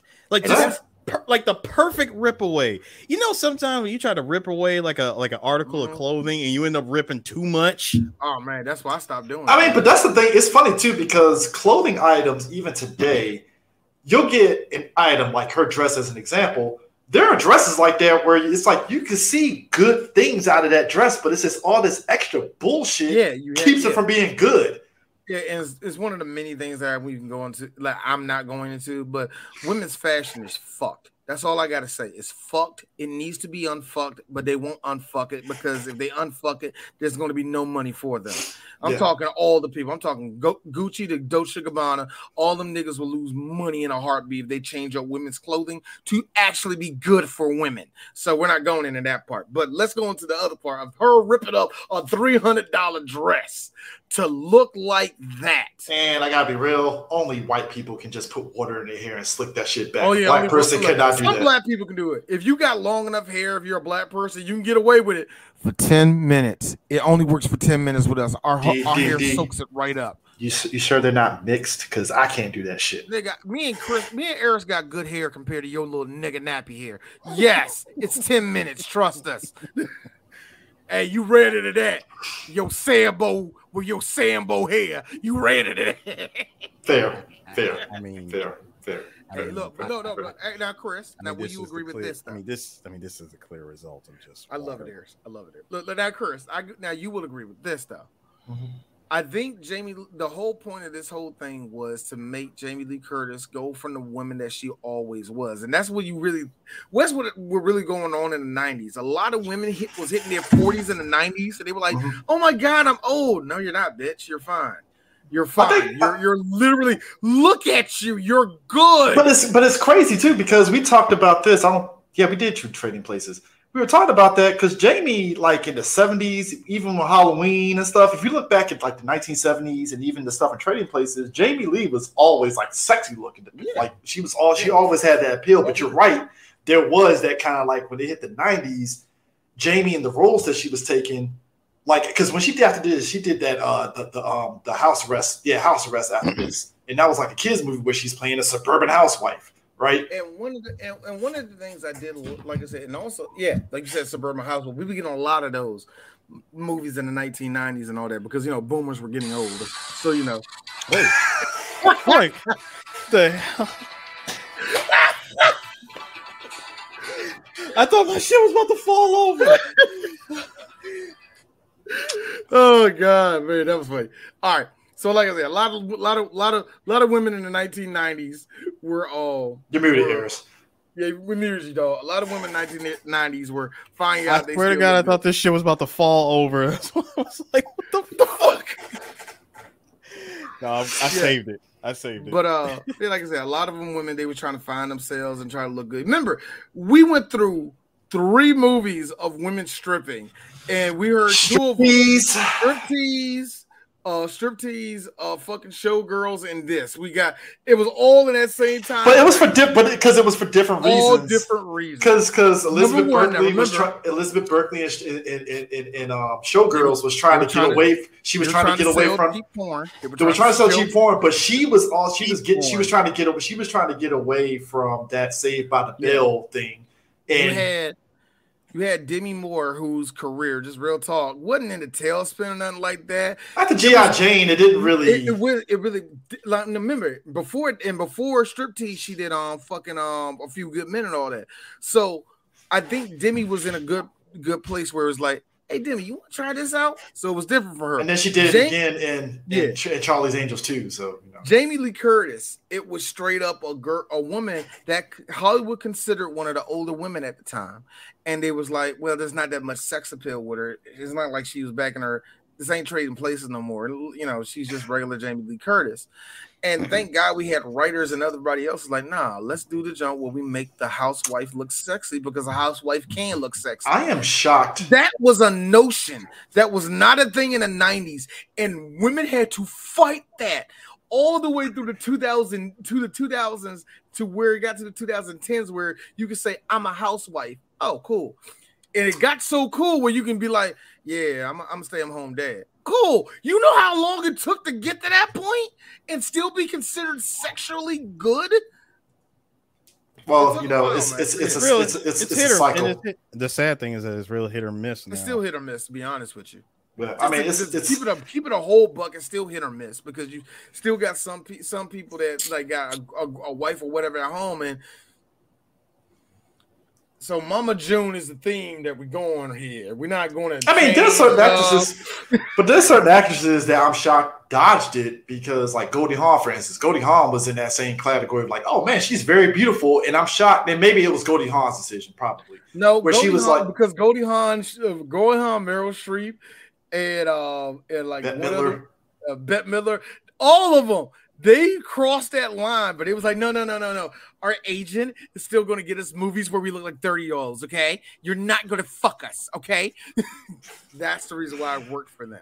Yeah, all right? I think a lot of women, you get to a certain age, you're no good no more. I think it was unless you happen to be Angela Bassett, Good example. Like, put it this way. Nah.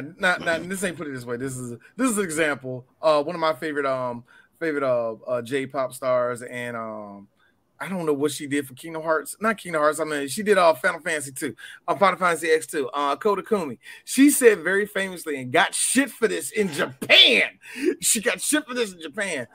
If you're 32, don't even try to have a baby. You're done. Now, take that same sensibility that existed in the 90s. When women were getting babies in their 30s, there were literal doctors walking up to 34-year-old women. You sure you're older? You sure you're ready to have this baby at a late stage in your life? 34. Late stage. Didn't that happen to Halle Berry? But Holly didn't have hers until in the 2000s. Though. Was it after Swordfish? Yeah, she had it? Yeah, that was in the 2000s. Oh, okay, I thought she had one like pre-Swordfish. She had. You want another good example? What's up? She had hers in her 50s, and that's Janet. Yeah, that's in an age where there are a lot of women. Freaking Brigitte Nielsen got hers in her late 50s. But it's like, and thankfully, it's kind of interesting when I hear women talk about this. Like, it's one of those things that, yeah, you hear women after 40 having kids, but it's a lot of luck involved on that shit. It's not now. It went from, is there going to be something that's going to happen to the baby, which is very concerning, to is there going to be something that happened to the mother? Yes, having a baby at a later stage in your life does bring its own dangers. Mm-hmm. It's not fatal no more. Number one, it wasn't fatal when I was born, but when I was born in the 80s, it wasn't fatal then. But do you know what they told women back then? If you're 40, you have a baby. That's why, like that. But like, no, but circling back around, like Jamie, it was kind of interesting. Like I remember they made a big deal out of her looking all sexy looking and stuff, to the point to where, like, I remember Entertainment Night. I remember after this movie came out, she was, that shit. And I think it was a lot of the award shows. And even the critic made fun of this whole scene. You remember when the critic did the whole fucking shit about True Lies and her dancing and shit? And it was like, was it George Burns or whatever that was dancing or some shit? I have no idea. I don't remember. And I know the critic very well. I don't remember that one. Yeah, the critic, they did a parody of this. But like, I remember Jamie literally was like, oh, she worked out for this shit. Like, straight up. I mean, you can see it. The V-shaped and shit, the almost abs showing, like, she was like, no, I worked out for this shit. If I'm going to do this. The fact that she got a shape and almost her ass wants to poke out, I love it. I love it. Hey, Hey, y'all. Back in the 90s, that was a big ass on a white woman. So yes, it was. It was. I mean, you get on that. What was it? The Jane Fonda workout plan. You as a white woman. Jane Fonda. You get buns of steel. You have no ass, and you still have no ass. I'm sorry. Richard Simmons, sweat to the oldies, baby. Let's go. No, come on, man. Come on, this is 90s. We gotta go early 90s. This is the Jody the Watley workout. Hey, look, Joey Watley. Y'all look, all y'all look, both of y'all niggas shooting way too high.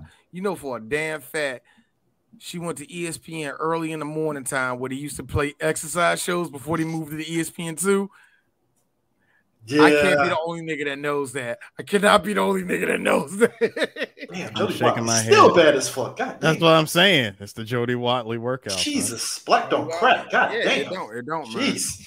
I think, but when Jamie did this, it was a big thing because a lot of white women didn't think that they can do this in their regular lives. A lot of women didn't think they could do that in their regular lives. Hey, look, let's be real. That's that patriarchy. Like you can't do that. The patriarchy in the 90s was thick.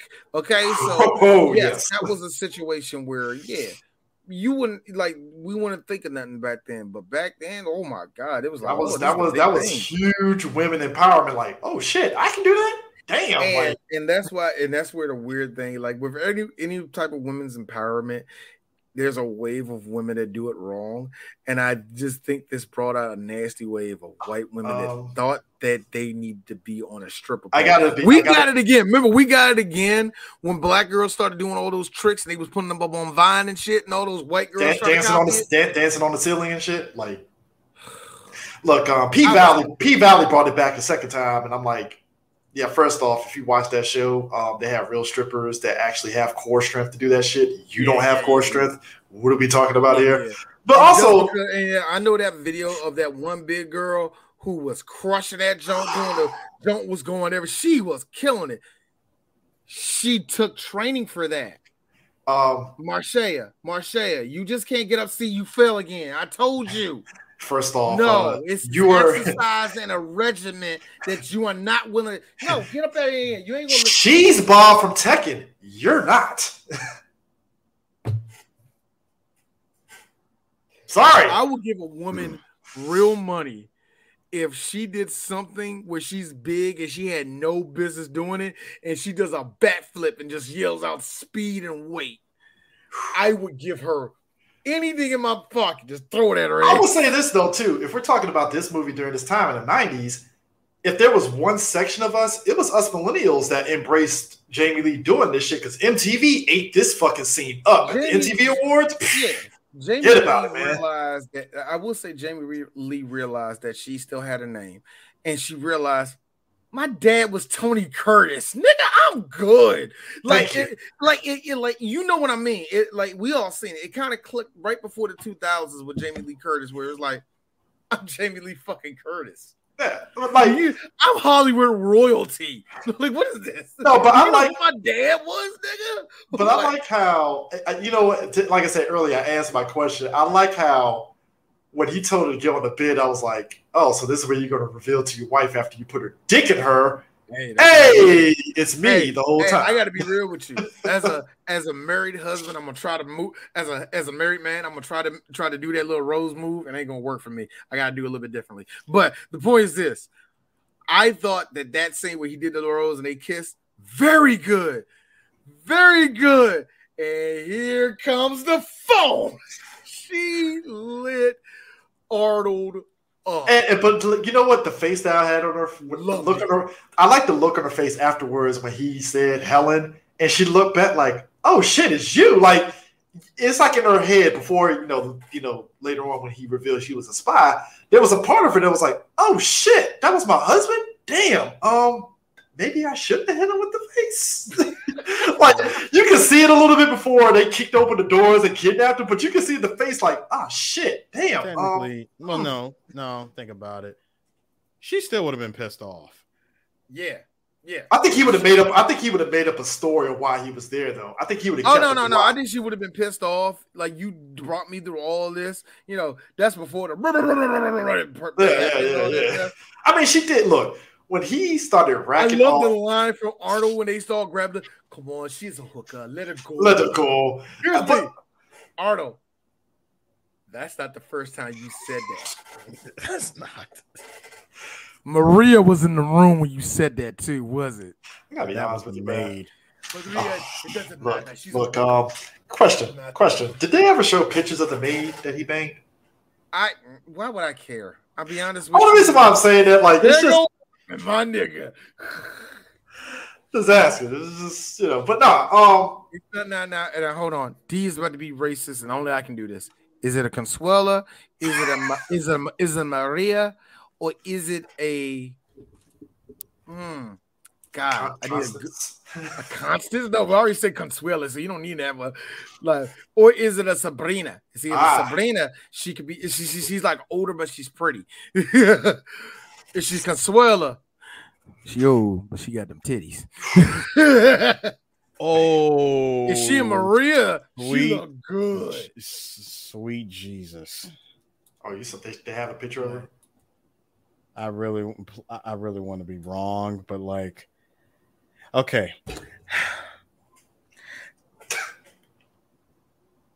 Imagine a rendering of Queen Rouge and the rendering's not done. Oof. Now I gotta look. See, for those of y'all that don't know who Queen Rouge is.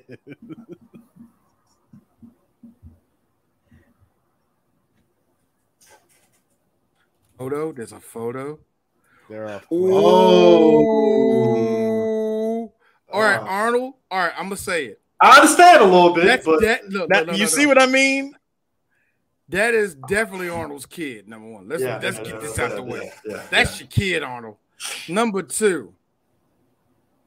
I see what you were doing.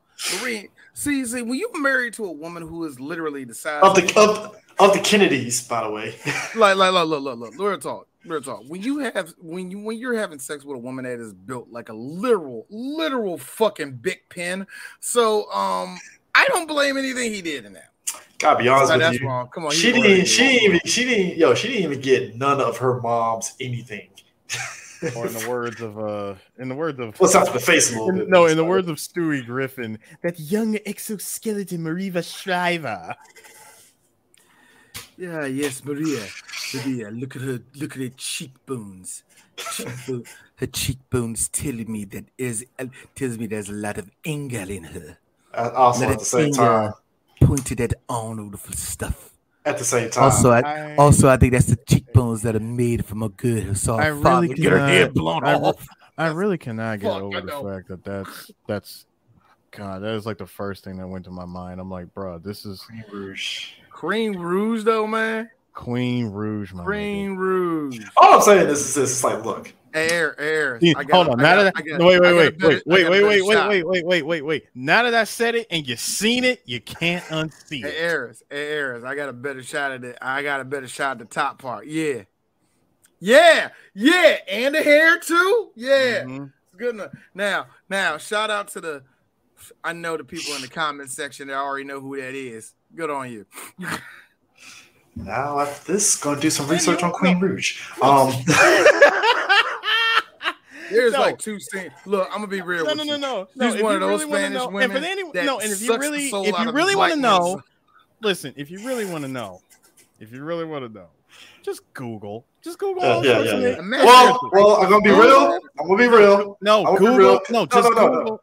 I was just gonna say, just Google Arnold Schwarzenegger mistress. Done. Okay. But here's my thing. I think he was talking about Cream Rouge. Yeah, Cream Rouge. I was about to say,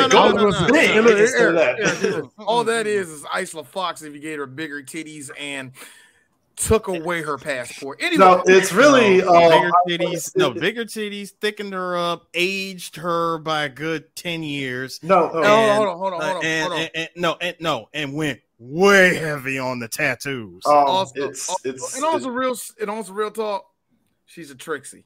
Oh, Queen Rouge is a Trixie to me. Yeah, she is. Around the block and up the street. Anyway. Look, all I'm saying is Isla Fox with Holly Body's body, pretty much.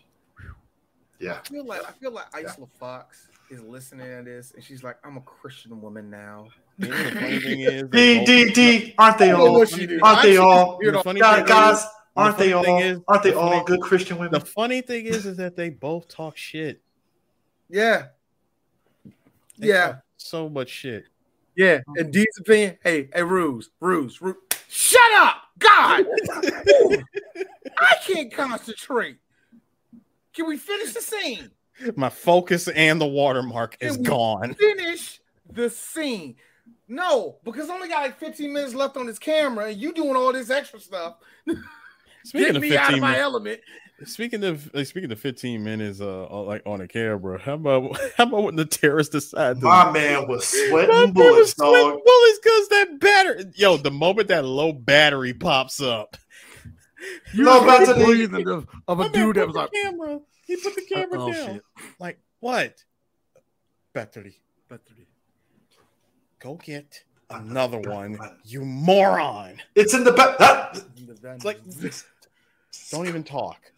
Go. I thought the perfect moment of Helen being angry was when he started rattling off the fucking description of the nuke. And Helen went from puzzled, like, how the fuck did this motherfucker do this? I think it was perfectly done because look at it. There is one tear hanging out her eye. Because she thought she was going to die. She held out hope until that moment. Yeah, and that tear is actually a great shot because that tear is actually representative of like this nigga has been lying to me for how long? How long you been in? Their daughter is was it 14, 15, 16 years 15, old? Something like that. Yeah. So about 14 years, maybe 15. He's been lying his ass off to her. That look on her face, like, I don't know who this nigga is. Wow. I mean, I didn't suck this man's. I sucked your cock. My man, 5 years ago. My man Salim with the fucking shit-eating grin on his face a little bit, like, haha, watch this shit. Think about how you look, Eric, Chris, I got you. You see how your American husband lies to you. He's like, he's not American. He's Austrian. Oh my God. Wait, and just to prove how much he really tried to throw his own wife under the bus. Note Exhibit A.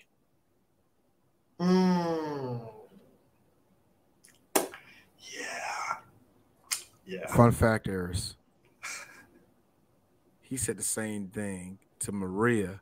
Housekeeper. When the housekeeper showed up. I don't know what this crazy bitch is on. Also, I don't know what this crazy bitch is on. And also, right, even after all that, Arnold still gets nanomachines. Oh man, the nanomachines, son. Bruh, Jamie's one was funny. Like, what was that? Hey man, we're gonna take your look. It was like this. Calm down, ma'am. You want this easy way or the hard way? The easy way. The easy way. Hey, if I was a henchman, I'd be the guy that flapjacks Helen. It's like, Chris, what the hell, man? We got this thing over here. We just shoot him, man. Why you flapjack her? What the hell, man? You take out the blackjack. No, you take out the blackjack and you hit. You ever see somebody get hit with a blackjack so hard you know they're dead? But it's like, no, I hit them perfectly. They're knocked out. Dude, I would hit Helen upside the head like, Chris, I think you killed her, man. She ain't breathing, dog. No. Here's Chris. 2, 3. No. Here's you, Chris. That reminds me. That reminds me.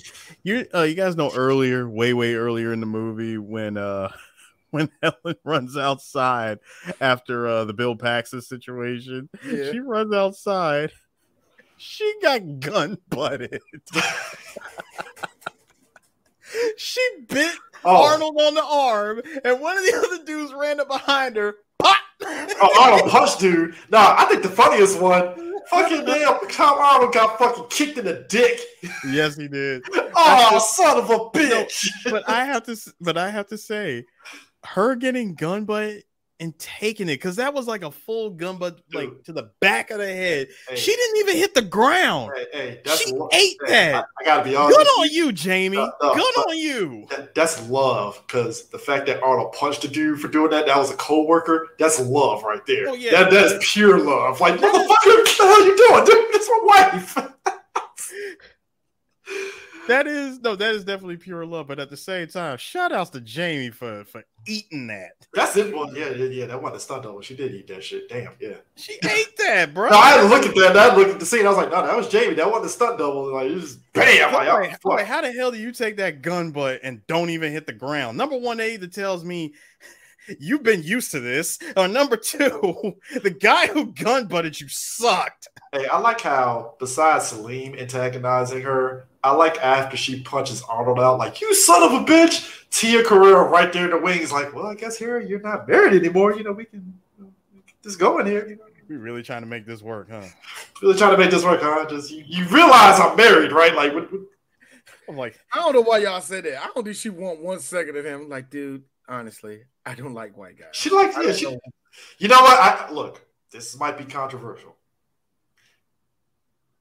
Not putting this on Tia Carrera. You are, but go ahead. I probably am. But I'm gonna say to her character look like she just fucks with white dudes. Yeah. Pure, just I fuck with white guys. Go back to that shot. Arnold said the best thing ever to all of her bullshit. You're damaged goods, lady. Yeah. No, I'm sorry. He said the one thing that all red pill dude bros wish themselves to say. First off, they pulled the line from Future. You're for the streets. All right. No, the streets. No. These niggas say they damage goods because they do. Really? They do? They say damage goods? I thought that was done. Eric, Chris, if they still calling girls wenches. Yeah. So can I bring back? Can 3BG bring back Heifer then? If that's the case, we brought back Skeezer. We already chose our word. It was Skeezer. Okay. Chris, please, sir. You do know that they also refer to them as recreational use only. Anyways, True Lies. I know. The world of guys who only get laid twice a year is amazing. I'm gonna proclaim this because I don't proclaim this at all. They want you to get in the gym. No. I need you red pill motherfuckers to know this. Tell all these red pill dudes. I know some of them listen to this shit. Oh yeah.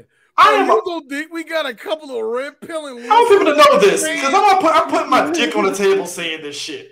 I'm 100% a fucking dork, and I have zero problems getting women. I don't have to lie. Look. I'm myself, and that's it.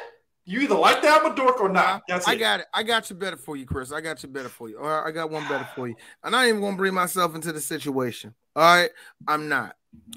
There's a nigga in your neighborhood.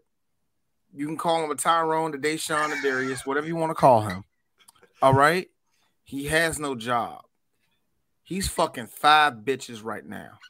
Keep listening to Myron though, but keep listening to Myron and him. Hobosexual, as we call them. Hobosexual, but he got something. You know what he got? Dick and time. That is all he got. Which for some women, that's all you really need to bring. Raw dogging life. And not literally and figuratively. And avoiding kids out the process too, shockingly. And also, like I look at those dudes as the worst of the worst. But when I see y'all walk into the room, that nigga gets 5 points for me because he actually listens to the girl at least. But also D, but here's the thing. I'm sorry. If you have multiple baby mamas and you have no job, no life, no nothing, you just a hobosexual, that means you can eat pussy at least. He has a skill. But here's the thing, D. Hear me good, nigga. I'm here to double. You know what? They at least live their truth. I'm sorry, who? Chris muted. All right, man. You make yourself. No, I was like, they at least live their truth. They at least do. Look. You know what they're about. They tell you up front. It's like, all right, cool, respect. And I like how every time y'all approach those hobos, like man, like those himbosexuals and shit, y'all are. Yeah, himbosexuals. Yeah, yo, man, y'all don't be doing this, y'all don't be doing that. He like, yeah, man, I don't be doing none of that shit. But I'm going over this new bitch house tonight. I'm like, and what you got to offer? Dick and time. That's about all I got. So, what you gonna do tomorrow? Get some Jordans off of her. You the one hustling backwards to me, bro. I ain't paid taxes in 5 years. I don't know. I'm a whole ass dork. That's what I'm saying. That's what my point is. I hate you rip pillars so much. I know y'all listen to us. It's all good, man.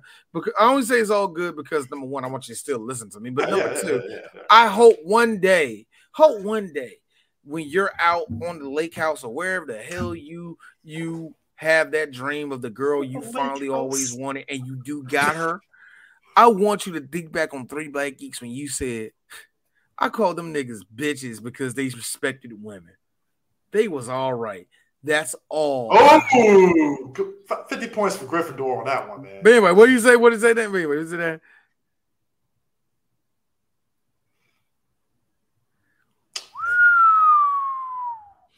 I wouldn't know. Every rare moment, a guy can actually pull that off, and it works.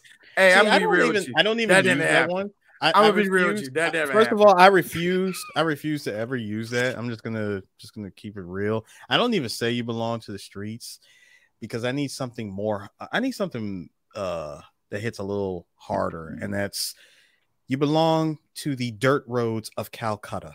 Also. I don't for true lots. And D is gonna be real. Yes. And D is gonna be real. The reason why D don't believe that is because that's another way of a dude saying, and I said, bitch, I don't believe a word you just said. You for the streets. No, you didn't say that. I would believe. Look. The reason why I say that, you're listening to 3 Black Geeks. There's not a nigga thug soul in your body. Bring it in. You said that on your voice. Yeah, that's why you belong to the streets. What? I said you need to hurry up and leave. I mean, I would believe it. I would believe it if he said he played Return to Mac. I'm just saying. That being said, before you think I'm shitting on you, nigga, I will say this. Never underestimate the pettiness of a dude that's divorcing his wife and he's days away from signing the papers. Woo, man, Never underestimate how petty, how useless. Real quick. That's when you can tell what type of marriage it was. Because in those last days, if they were cool with each other, it's always like, yeah, I made sure I got it. Okay, all right. Oh, you want to pick up him? Yeah, I'll pick up 7. All right, cool. All right, man. All right, cool. Real quick. You can tell that the marriage just fell apart, right? Yeah. When the pettiness comes out, that bitch got on his nerve every day. And he said, I'm waking up until the divorce is final and I'm going to be a problem. I never underestimate those men. And you can never top the comeback lines of the man signing the divorce papers, because when the woman says, well, what about us, in true Arnold Schwarzenegger to Tia Carrere fashion, There is no us, you psychopathic bitch. Yeah. That line cut. I mean, like, one of the best things I ever heard somebody said during the divorce paper, the wife signed it, and the dude looking dead at the wife go, you ain't even with that nigga no more, is you? Sign the paper. Uh-huh. It's all right. Cool. That's a dude. You know why? Because that's a dude I can tell that sat crying, trying to figure out why he was wrong, and he finally came to the realization it's you. So when he got to the day he had to sign it, you ain't even with him. Oh, I'm the piece of shit. Okay. Hey, don't situation. I already got a girlfriend. But It's been real, Yolanda. It's been real. I hope God blesses you. God bless. God bless. God bless you. Okay. Yes. You can still come to my mama's house. My mama like you. It's all good. It's all good. Now, hold on. See what I did right there? That's if he still kind of likes her. And I'm not saying like I'm still trying to hit. More of, I ain't fuck you no more, but look, I like you. You're a good person. You took me. Look, remember that time we went to check? Remember that time we went to Checkers and we. I mean, speaking as somebody that got out of a relationship some years ago, and I'm looking at my mama, and she's looking at me like, "God bless that girl." That's about it. I'm sorry. I know your mama. She mentioned it. She mentioned. Oh no! It was a verification question. Oh. And then when I told her what happened, she's like, "Oh, well, God bless her." Your mama, no, your mom sound like fucking what's the face, yeah? Like your boy Kiki. I don't know who that is. Yeah. I do not know who that is. I feel sorry for that woman. God sorry bless for her. her. Sorry God for bless her. God bless her. Hope you right, sis. But at this point, I don't care. Nah, what had me rolling though is like after they get tied up, and he had the torture guy, and he got the fucking truth serum injected to him. I like how she was asking him verification questions. He's like, "Harry, are we gonna die?" And his plain, "Yep." Yeah, we're gonna die. They're gonna either torture us or they're gonna kill us. One of the two. She was like, "I knew it. Shut up, Harry. Shut up, Harry. I just wanted to ask. Do you love me, Harry? Yeah, I do love you. Did you kill guys? Yes, but they were all bad." The one that get me was this nigga. I like how it went from like, do you have anything to say before I do what I do? I'm going to kill you. Okay, you're not going to do that. You as a shield. How you going to do that? Because the handcuffs. I came out of the house. I picked the handcuffs already. He was like, "What? Grab, knife, snap, done." No. Now I gotta say something, James Cameron. You didn't linger on too many gross shots or nothing. You linger on that nigga's eye long enough for me to see. Oh! No, the one that will always get me, and Arnold has done this in 3 movies, when he gets a hook and hooks a guy and really gets up in there and drags him on the ground. It's like, shit. Like, damn. He really justified him dying. I'm mad about I'm mad that the wasted opportunity. What? You know, he could have just said, hang on. No, yeah. He could have said, hang on to this. No, you could. Oh, you could have just said this. Sorry for the hookup. I mean, look. Also, 10 points for this. Your wife is caught. She can't get out of nowhere. Drop the gun. You drop the gun, take out another gun, and shoot him in the head. The look on her face is one of, I was supposed to die. Why am I wet? Oh, she was, look. Women, and this is true in real life. Women, y'all can deny it all you fucking want to. If your husband/boyfriend does something that he's never done in his life, you will be turned on. Straight up. It just is what it is. Also, big hypocrisy on women. Biggest hypocrisy on women in D's opinion. This is just the biggest hypocrisy of y'all. Y'all can deny this or agree with it, whatever you want to do. It's not none of my business. But one of the biggest things that y'all kill me is that I got to hear all of this I am woman, hear me roar shit. I can do bad on my own, yada, yada, yada, yada, yada, yada. Let a nigga that you like shoot somebody that was trying to harm you. Oh, man. This is your box. You're going to wrap it in a bow. You're going to personally hand it to the guy and say, do whatever you want. And he's going to look back at you and say, bitch, we in the middle of a field and I'm married. Look. But the point is, it always kills me how women kind of hate men being men when it comes to certain things. And I understand. We're not, you know what I mean? Toxic masculinity, dude. Yeah. But I noticed some of the most. But if I punch a nigga in the face, boom, it's a wrap. I noticed some of the most. Goodness, I shouldn't raise my son like this. Behavior turns y'all on incredibly. I don't understand why. I do have to say the look on Jamie Lee Curtis on her face when her life was saved by Arnold from that drops the gun, pulls out another and shoots him. The look on her face is just pure. My throat is about to be fully open. Man. I don't think so. No. It is first of all, D, that's the realization. No, D, listen. She's going to have to open. No. First of all, that's a bad shot. Second of all, is it a bad shot? Because the tits say otherwise, sir. There's two things. Number one, Chris is exactly right, and number two, there was no good shot in this. Do you know that I took at least 8 shots around this section? This is the best one. I'm mad. Rod is right on this one. It is called Primal Lust. I'm just saying. Hey, Primal Lust. Thank you. It is fully open at this point. And here's the thing. At this point, At this point, gentlemen, her throat has become cavernous. And that's what I'm saying. The thing about it is that it's just a human thing. Yeah, it's a human thing that we got built in us. It's like if your wife does something, it's like, God damn, like, all right, shit. There are certain things that people do that is going to turn you on. That's very, very primal. My hardness can only be so hard, man. My boner can only get so erect. It's like, ma'am, I'm wearing straight leg jeans here. I can't have the other lady seeing this. Madam, please. These are small sweatpants I'm wearing. I am losing blood and oxygen to my head as we speak. Madam, I have going to the other head. I am Madam, I have an oddly shaped penis, and if it rushes to the mushroom tip of it, it's going to actually give me dizzying spells. And I'm wearing gray joggers. Don't do this. Gray joggers.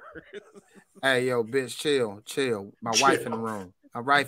It's always a nigga saying some shit like that. My wife in the room. Oh my God! It's like, bitch, what the fuck you doing? My wife right behind you. Oh my God! Now you gotta be thinking of happy birthday, Mr. President. Bitch, my wife is right here. Rob and Kitty. All right. Hey, look, man said the best right here. That's some exquisite titty meat. It is. It really is. I heard the great Patrice O'Neal in my brain just now. Yes. That.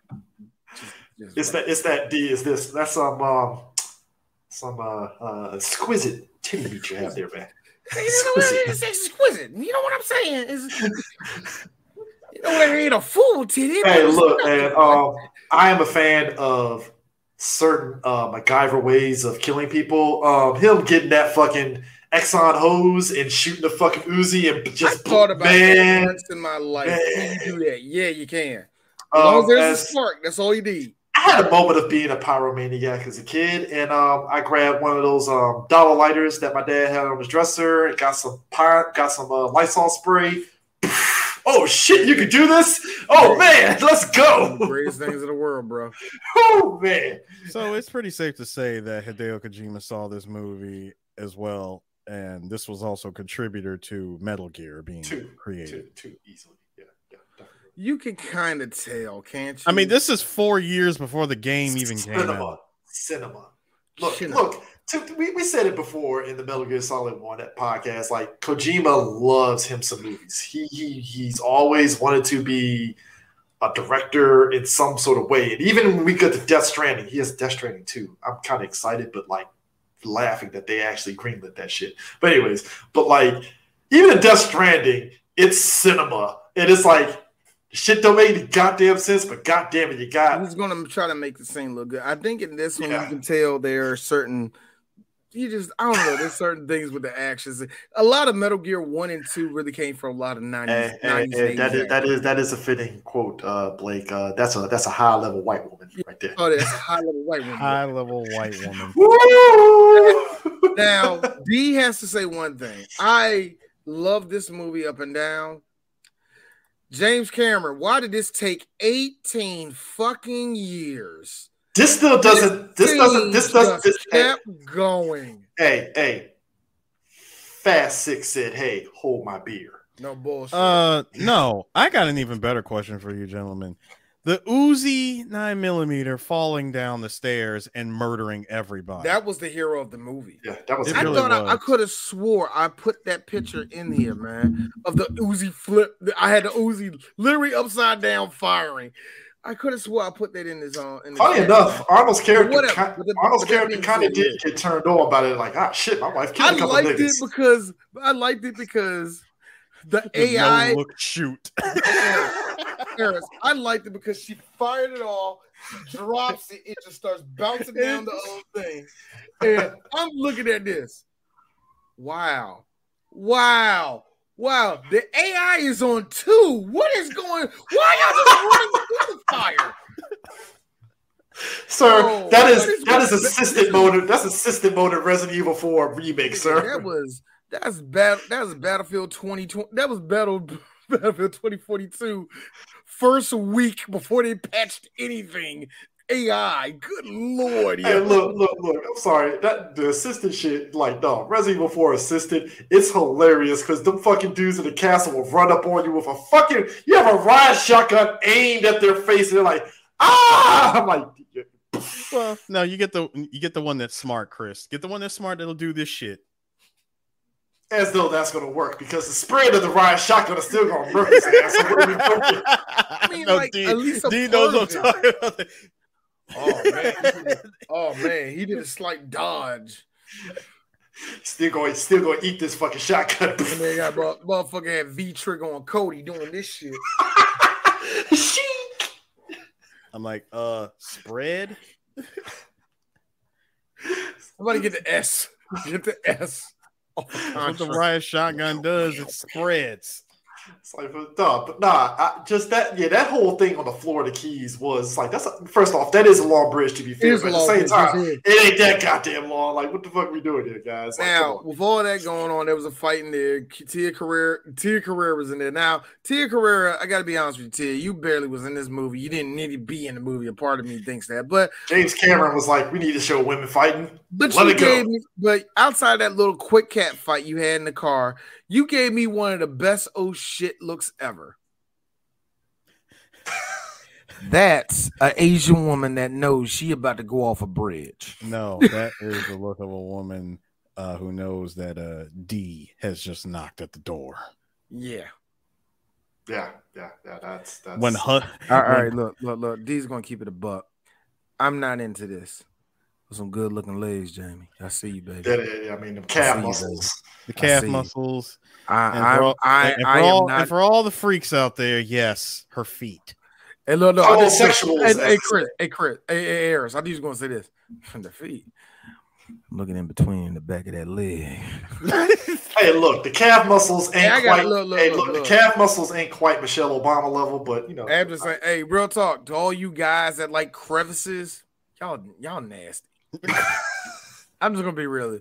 Yeah, show me the armpit again. Oh yeah, like y'all niggas disgusting, man. Hey, look, no. For Tia Carrera, when you tell her, "Excuse me," while I whip this out. Hey, look, me, a distinguished guy. I was looking at Tia Carrera like, come on, titty, pop out. When Tia Carrera, we're keeping it to her character in this movie. when you're in an orgy and you see a black guy walk in. Shit. Yeah. Yeah. See. Yes. That is the screen cap from Blacked. Actually, that's terrible. You know why? It's terrible you said that, Chris. There's a black eye she has right there, so that makes it worse for D. You made that whole joke darker. That whole joke is just dark now because it's like, wow. On this episode, round two. No, on the next episode of Chris, on the next episode of Black Raw.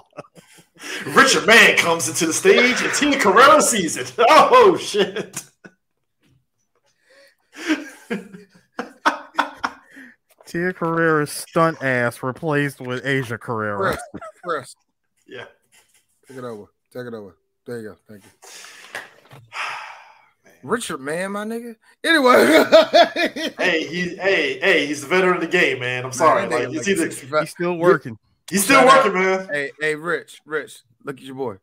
Please, two remove. I know you got the glasses on. Two remove. I know how old you are. Pluck some of them gray hairs out.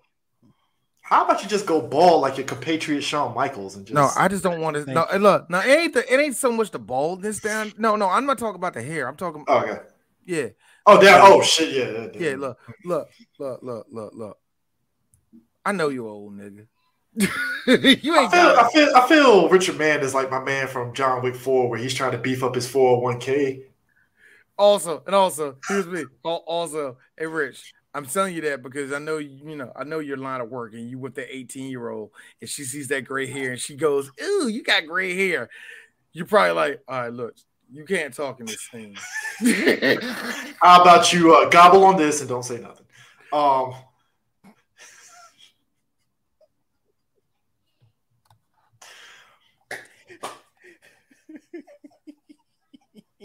Lord Jesus.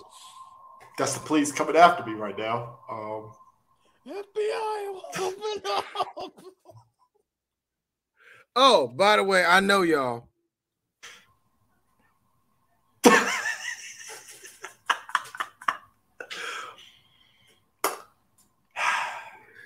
It's a wonderful show. This has been a hey, look. Shawn Michaels is progressive. He's working with trans actresses. Good for him. We don't know why God created. No, that's the wrong one. That was the wrong one. I thought that was. I need to say it. You say he's working with what? Trans actresses. I beg your pardon. Excuse me. Pardon me.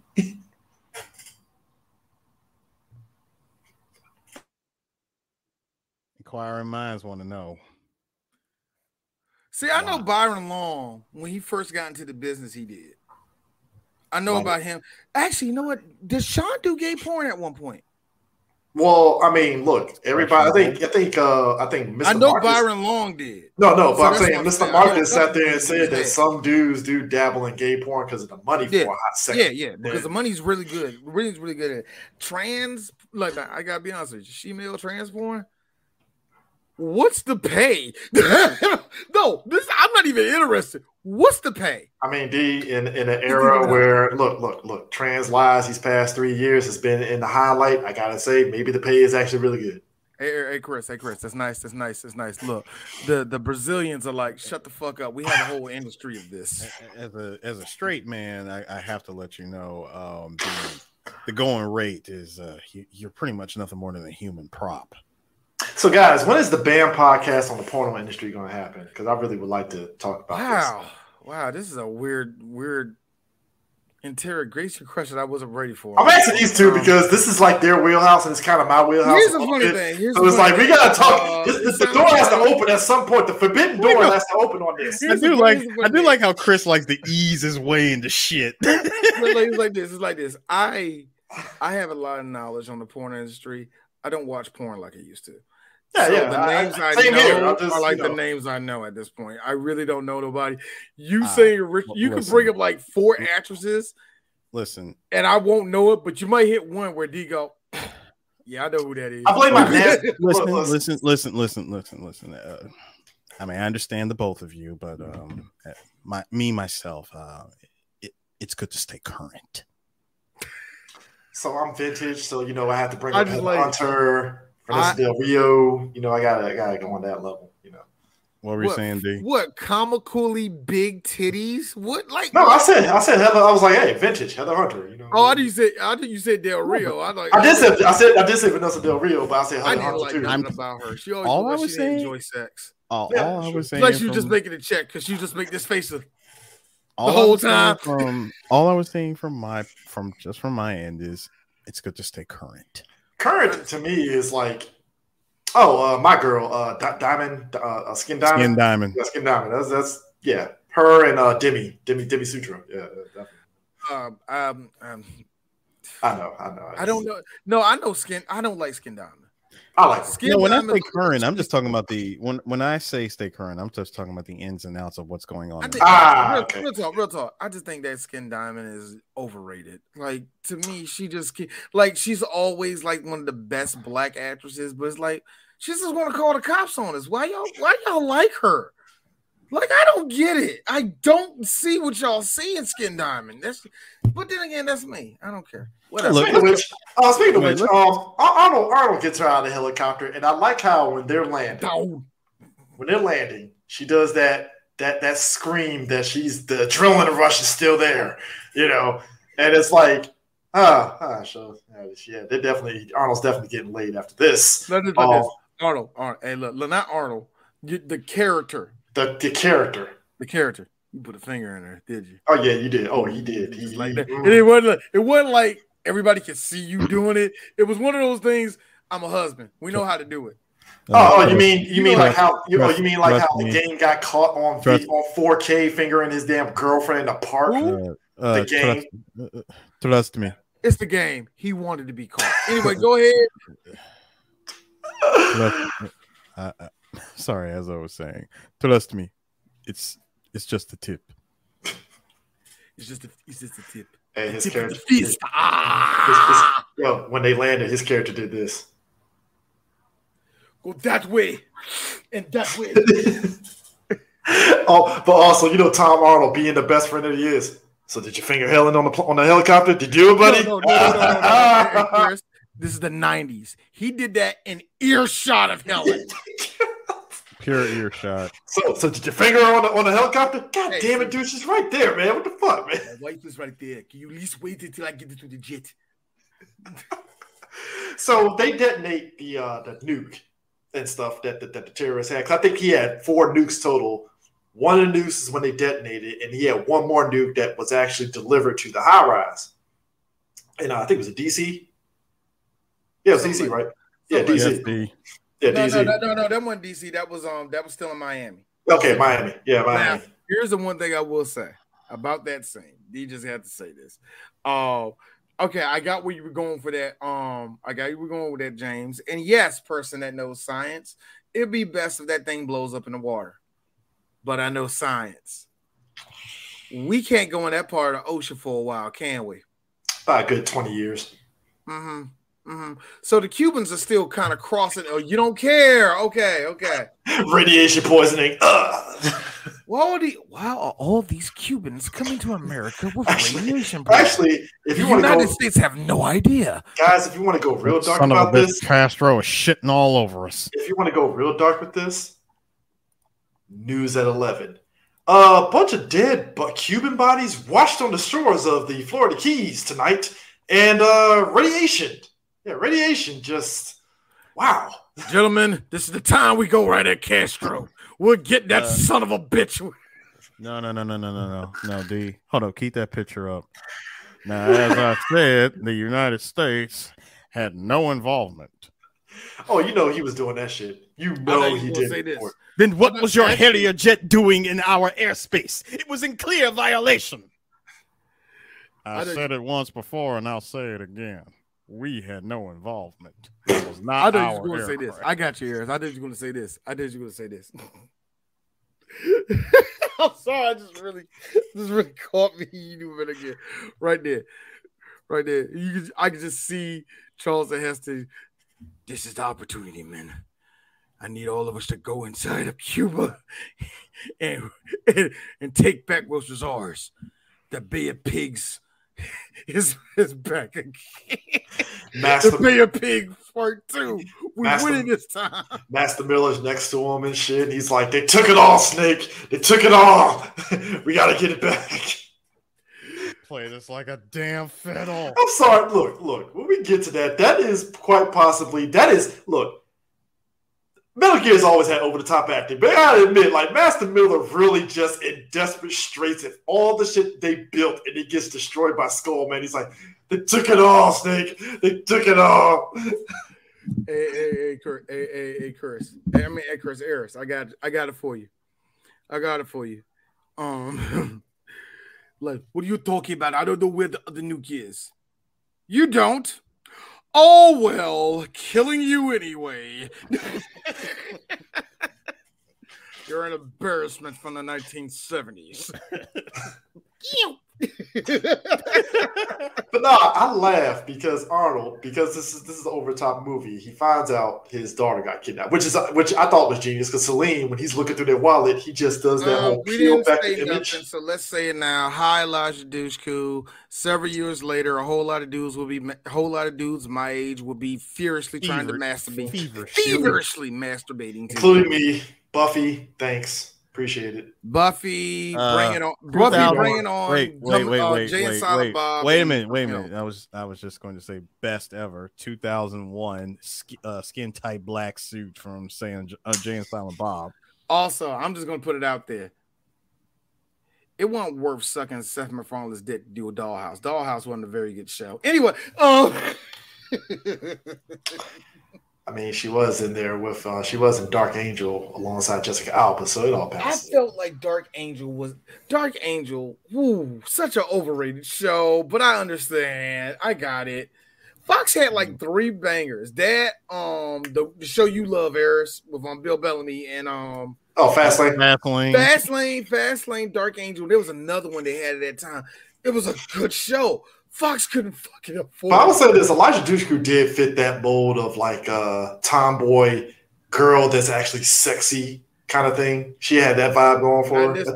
Not this movie. No, she's like 14 years old. Feel you, red still go, baby. Go ahead now. Did you like how she Kobe'd that snow globe into the brush? I know, yeah. You ungrateful little heifer. Hey, she should have been. You know what Tom Arnold had to do to find that? I feel like she really looked like she was an extra in Camp Nowhere and shit. She really was. But D had the boy. Damn, that was a catchy ass song, wasn't it? Yeah, it was. Nah, but I like how the over-top nature of I got to save my daughter, Harrier shit. Bro, the fact that they knew, okay, wife is safe. We still got another 25 minutes left in this. Because I think people forget the fact that Celine peeled back the wallet and was like, hold on. I see the husband and wife. Kid. No. Go to the house. No. I gotta do the line for Breaking Bad. He peels back the photo. Wait. That was not on the manifest. Hey, look. There was somebody in his crew that was like, I don't know, sir. We shouldn't really go over there and get the daughter. And he's just looking at him and then pulls out a gun and shoots him. Wait, do we really got to go this far? Yes. They said we actually got to make the movie a little bit longer. I think it's been long enough. No, my man, his hit again, Indian IT guy goes undercover as a news crew. I liked it because at least he got a kill. We gotta kill. We gotta give him a kill. No. He didn't just get a kill. He got aimbot assist kill. Bruh, it was like everything was pinpoint accuracy. Look, he dropped that heavy ass camera, by the way, and just smooth pulled the shit out and just bam. I'm like, wow. First off, like, damn, you were able to peel off the fucking gun and drop that heavy ass 90s camera. Good job. But you know what? But the whole little situation. So the whole thing with the girl, his daughter does this stupid thing where she goes all the way up top. Oh no, you forget. Funniest line ever. Yes, with this key over here, we will turn on a nuke. What Where's key? the key? The key over here. First off, white girl running away. No. First off, white girl.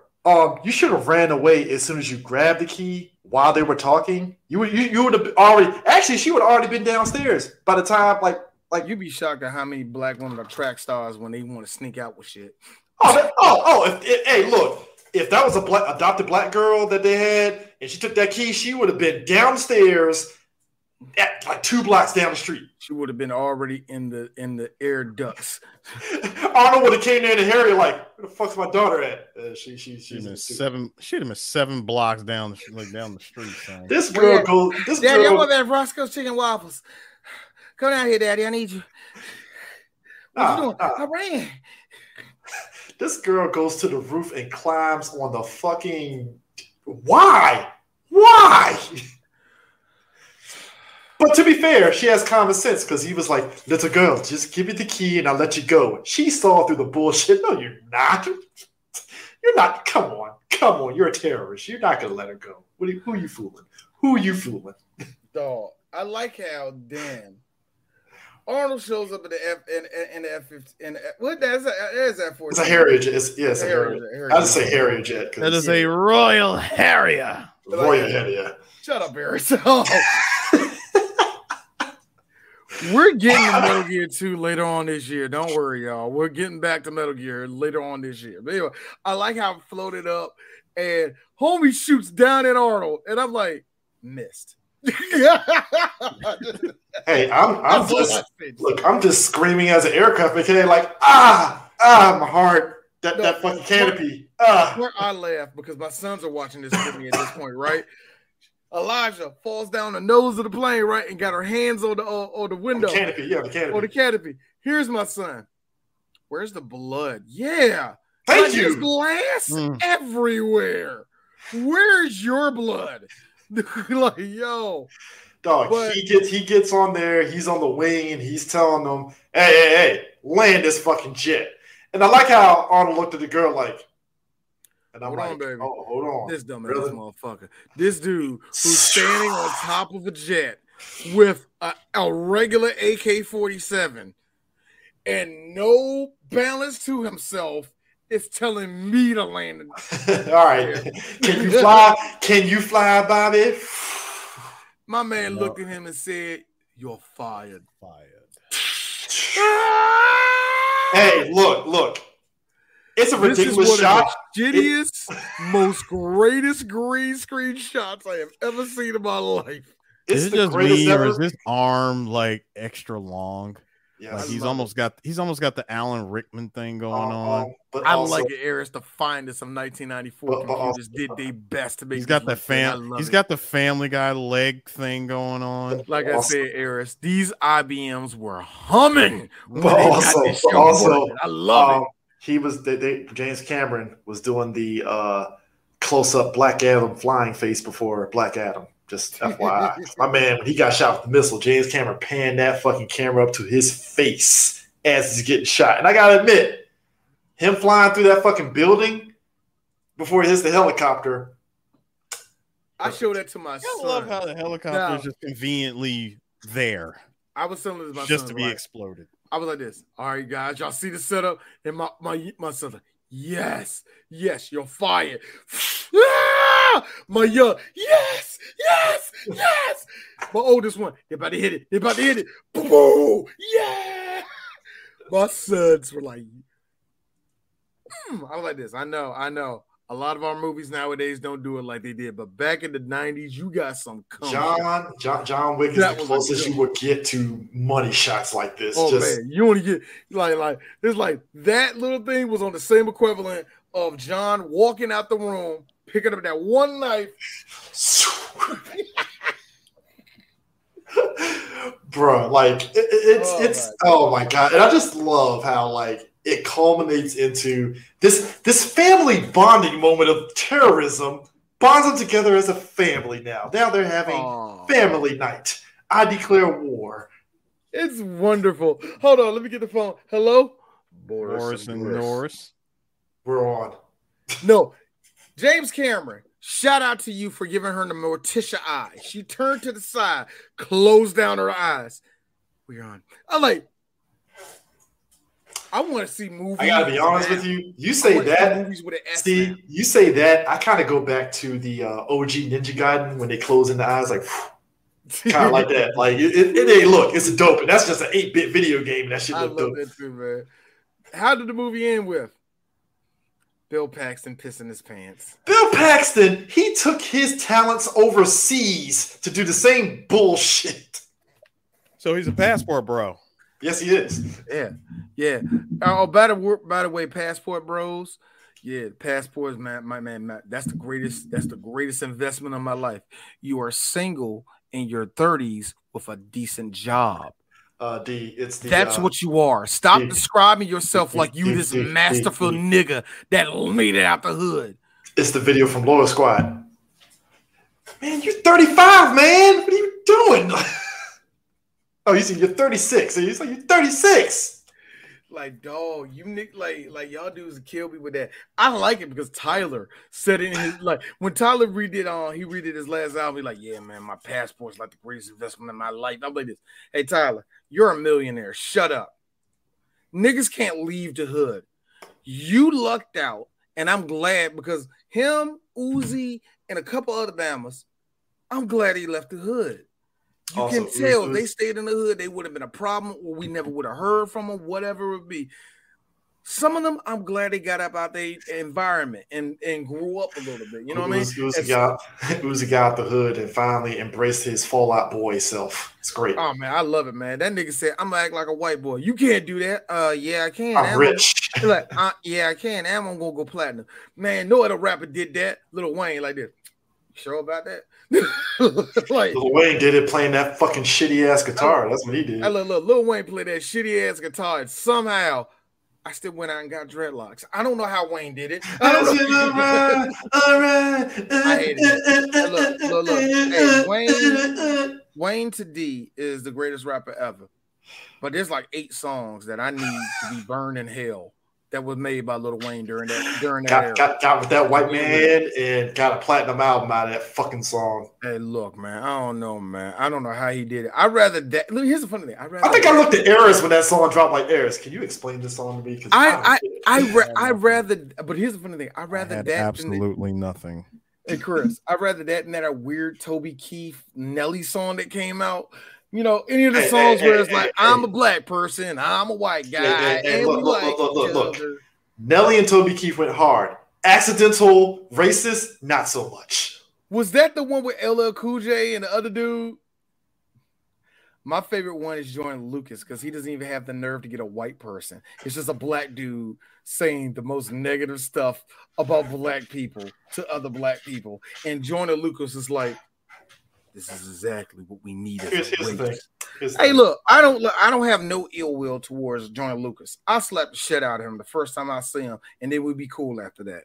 I just need to get that off because that whole video insulted me so bad. I need to get that off. Oh, then I can talk to him like a human being. You know who was the biggest insult? And I love the fact that he just quietly disappeared. Fucking B.O.B.'s bitch ass. Oh, man. You know what happened? This is what happened. He got into that beef with Neil deGrasse Tyson. Why? Neil had that corny, but he got you with science facts. Rap back. Do you know what B.O.B. did? What did he do? B.O.B. then the following months later to snap back at Neil deGrasse Tyson said that he's putting a GoFundMe down to shoot a fuck it all satellite into space to prove that the Earth is flat. He has never been around since then. Neil deGrasse Tyson destroyed this man's whole career. With truth and facts and science. With truth and facts and being the corny black man that he is. I didn't see it coming either. Kids. Neither that white woman he was fucking. Anyway. Kids, all that to say, kids, stay in school, get educated, and you could be like Neil deGrasse Tyson. That's about it. Also have a father who was highly educated too. Your mom has to be an educator too. In fact, you got to be learning words at like age. In fact, if you didn't learn a certain thing by the time you made the 8th grade, just stop. Hey, Deion Sanders over here. You have 2 parents in your household. You see, 2 parents, yeah. See, what I like for a black quarterback is to have a mama and a daddy. That's what I like. Man, now if you are a defender, I need you to get that dog in you. You ain't got to have a mama. You got to have your mama. Got to have like 2 jobs. You got to have no daddy. Like Deion, stop talking. Just like the why 90s. You doing this on tape? Hey, why you doing this on tape, man? Nah, man, that's for the fellas, not for the. Hey, Bill Paxton took his talents to the fucking Europeans and almost got close to this one chick. And here's Helen's like, I don't see our target, but I do see somebody familiar. Man, she made that nigga piss his shit. I'm like, and he ran off. She rolled up to him, said, I'm gonna do him right here. I said, oh, she pulled out the kiss of death. She's a nice catch. I'll take her.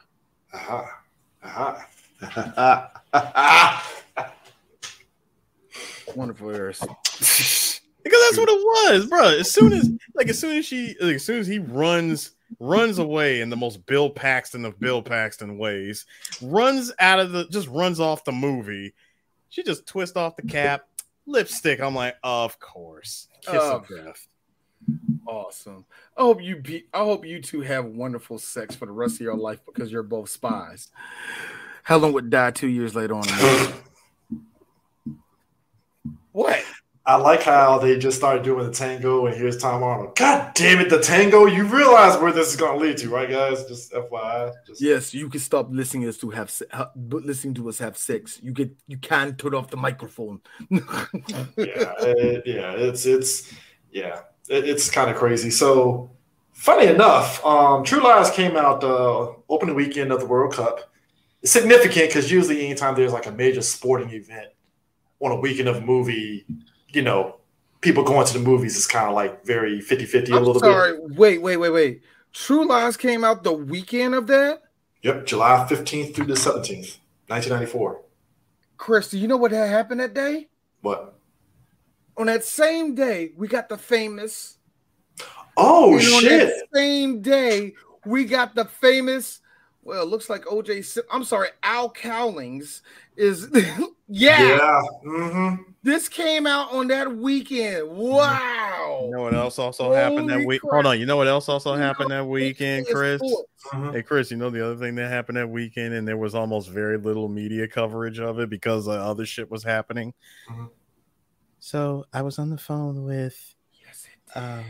I was on the phone with Lisa, and I said, if I asked you to marry me, will you say yes? There's this 30 for 30. That was the weirdest 1994 timeline ever, wasn't it? Harris. There's this 30 for 30 that came out about the OJ. It was all about OJ and the Bronco. Mm-hmm. But the whole episode was about how that day for sports was tremendous. And not just in sports, but what was going around in the country at the time was insane. Michael Jackson, remember, that happened like the night before or something like that. And it was like... It was the same day. Yeah, same day. It was the same day. Because it was so much stuff happening at the same time. So much shit. That man could not get any media coverage because of OJ. Wasn't something happening in Bosnia at the time too, or something like that, Chris? I think so. Something was going down in Bosnia. It was so much in one day. Wow. Okay, that's fun. But here's the thing. So there were a lot of movies. First off, True Lies was #1 that weekend. It beat out Forrest Gump, which was on its. It was only 2 weeks in. Wow. That's pretty good. It beat out Lion King, which came in at #3, and Lion King was on its 5th week at this point. I was about to say Lion King was already in by then. It beat out Angels in the Outfield, it opened the same weekend as True Lies, and Angels in the Outfield came in 4th. You want to know how? You know what? Here's a funny thing for that. I know all this because when I went to see Angels in the Outfield in the movie theater, I remember seeing the advertisement for Forrest Gump that was coming out weeks earlier. A week before, I went to see The Lion King. And I remember seeing advertisements for True Lies everywhere. So I vividly remember this 1994. Actually. Another big movie. Speed came in number 5. Speed was on its 6th week. It's Speed, and y'all, this was ridiculous because Speed was the movie that made Keanu Reeves a superstar. Him and Angela Bullock.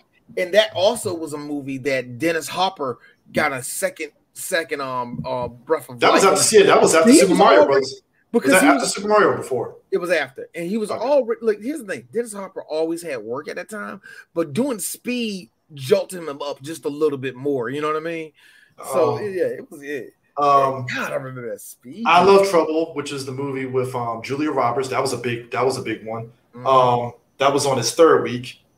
Blown Away, which, okay, this is an interesting one because this is a Jeff Bridges and Tommy Lee Jones, Irish terrorist. Yeah, that was the name. That was part of Blown Away. It was, yeah, that was interesting. The Shadow, which I kind of low key like. I hate The Shadow. Ooh, I hate that movie. I would say out of all the hate's a strong word, but I don't like it. I would say this: out of all the pulp films that came out in the 90s, The Shadow is lower on my list because I will still put Dick Tracy and the other movie with Billy Zane. I was about to say Dick Tracy and the Phantom was probably the best. Yeah, Dick Tracy and the Phantom were like my top like pulpy movies from that era, and like The Shadow is below because it's like The Shadow didn't really hit compared to like the Phantom and Dick Tracy did. It just didn't do it for me. I respect it, but it just didn't. Rocketeer, that's the other one that's like tops for me. Yeah, that was another one too. And then Wolf, which is, I think that was the Jack Nicholson movie, if I remember correctly. What? Wolf. That was Jack Nicholson. That was another big one. That was Jack Nicholson and Michelle Pfeiffer. I vaguely remember the advertising trying to make it out to be way sexier than what it was. I'm supposed to believe Jack Nicholson is sexy. I mean, Michelle Pfeiffer, sure. At that point in his career, hell no. But he too, because this show you a lot of the sexism that still goes on in Hollywood to this day. Oh, Jack he's turned into a silver fox. But what about me? I'm just 39 years old. Shut up, Granny. Also, Jack Nicholson, to kind of tie into what you were saying about sports, he was always that dude that was on the sidelines at the Lakers game. Yeah, he was still out there doing that all the way. Yeah. Jack Nicholson was still Jack Nicholson at that point. But then round out number 10, the Flintstones. Yeah, a movie that I seen, not in the movie theaters. I saw it in the theaters. That was an interesting time because that movie made money. It was just like, wow. John Goodman, you and Rick Moranis carried the shit out of this fucking movie. And Rosie O'Donnell, to be fair. No, Rosie was barely in the movie. Don't do that. Okay, well, John Goodman and Rick Moranis carried that fucking movie. There you go. But that, like I said, that's 1994 right there. That is peak 94. And True Lies was great, man. And The fact that it beat Forrest Gump, though, because Forrest Gump was like a fucking monster. But remember, Forrest Gump stayed in the movie theater way longer than True Lies. But this is Forrest Gump on his 2nd week. Yeah, but remember, Forrest Gump stayed in the movie theater for about 2 months, man. When that came out, that was a monster hit. It was literally a monster hit. It stayed in the movie theaters longer than it should have, man. Any movie now that is good, has any weight to it, if it's there a month later, that means it was supposed to be there for a whole month. You know what I mean? So I found it interesting though because there's a True Lies TV show that's on there. Tom Arnold pops up in that show. I heard it's actually not bad. I need to probably watch it. I see mixed stuff, so I can't tell you on that. That's what I say. I heard it's not bad. It's not like blowing people's minds away and shit, but it was kind of interesting. It's like to me, I think, and it's weird because I think the show kind of plays itself seriously, but I think there he is. But I think to do True Lies as a TV show, you have to play up the comedy aspect. You have to. I just think that's the. Because at that point now, if you go too seriously and try to do way too much with it, you try to play serious and all the rest of that. But if you go serious, it's going to end up being like Mr. and Mrs. Smith Part 2. That's all it's going to be. Ever since this movie, every time they try to do a pairing like that, it has turned into that. You know what I mean? But the only comedy ones that they've done recently was that Tom Cruise was Smith. Mr. and Mrs. Smith. It was, but I'm going to say Night and Day with Tom Cruise and what's her face. Night and Day was supposed to do it. But like I said, they always have pairings like this. You know what I mean? But I think Night and Day was a little bit different because that wasn't husband and wife. It was stranger and daring man. Sir, We had a bunch of them. Correction, it was Tom Cruise being Tom Cruise with what's her face in Come on, Romancing the Stone was an example of that, and that was just Michael Douglas being Michael Douglas in the 80s. Gordon Gekko on his treasure hunt. Anyway, so this is up to Eris. Eris, it's time for you to choose. Do we do the must-do? Do we do a comedy, the audible, or the do-over? And I like to put it out this for you, Eris. Whatever you pick, this is your pick. Whatever you pick is going to be an Eris pick. So do you want to do the audible, the do-over, the comedy, or the must-do?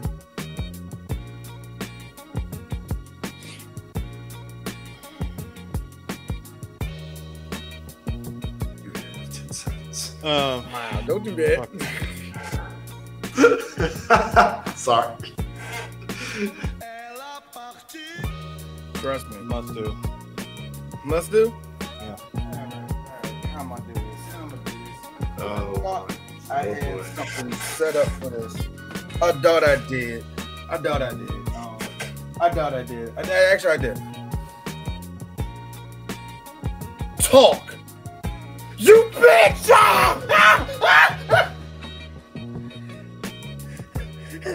We are doing one of Eric's favorite movies. Back in 2016 or 15, not really sure the year, me and DJ Sue on the Band Podcast did all of these movies in one sitting. Now we're making it official on 3 Black Geeks. We're going through each one. Stop. Child's Play. Especially after a very successful TV, like 2-season run TV season. So, is it getting another season or is it done? I think it's getting another season. It's definitely getting another season. Okay. Yeah. It's either getting another season or they're going to jump straight to doing a fresh movie. Fun thing, when me and Eris did the first time, of course, the 4 movies were out. No, the 5 movies were out. 5, yes. Son of Seed of Chucky. Seed of Chucky was out. That's as far as it went. And remember, we were hearing news that they were going to do a new one. Yeah, at that time they brought it, and they brought it back in spades. Holy shit! So not only do we have Curse 5, of Chucky was so damn good. So not only do we have 6 movies of Chucky, 7 movies of Chucky, we have a TV. So we're going to figure out what the fuck we're going to do with it. Are we counting? So we count the remake. Is that what that doesn't? No. But I will tell you this, Chris. We're definitely doing the first 3. Actually, the first 4. But I that's all I can tell you. But you know who's in? You know what I'm in the movie. But you know what I'm ready for? That third one's going to be a 3BG classic. But this next one's going to be a classic too because it's Child's Play and it's Eris's bread and butter, and we're going to have fun with that shit next week. I am quarterbacking this bitch. Yes, you are, nigga. This is your day. Anyway, y'all. That's enough True Lies. We're about to clock in 3 hours. I need to go to sleep, and we need to go to sleep. Yes, I do. Holla at y'all, yeah. Peace. Peace.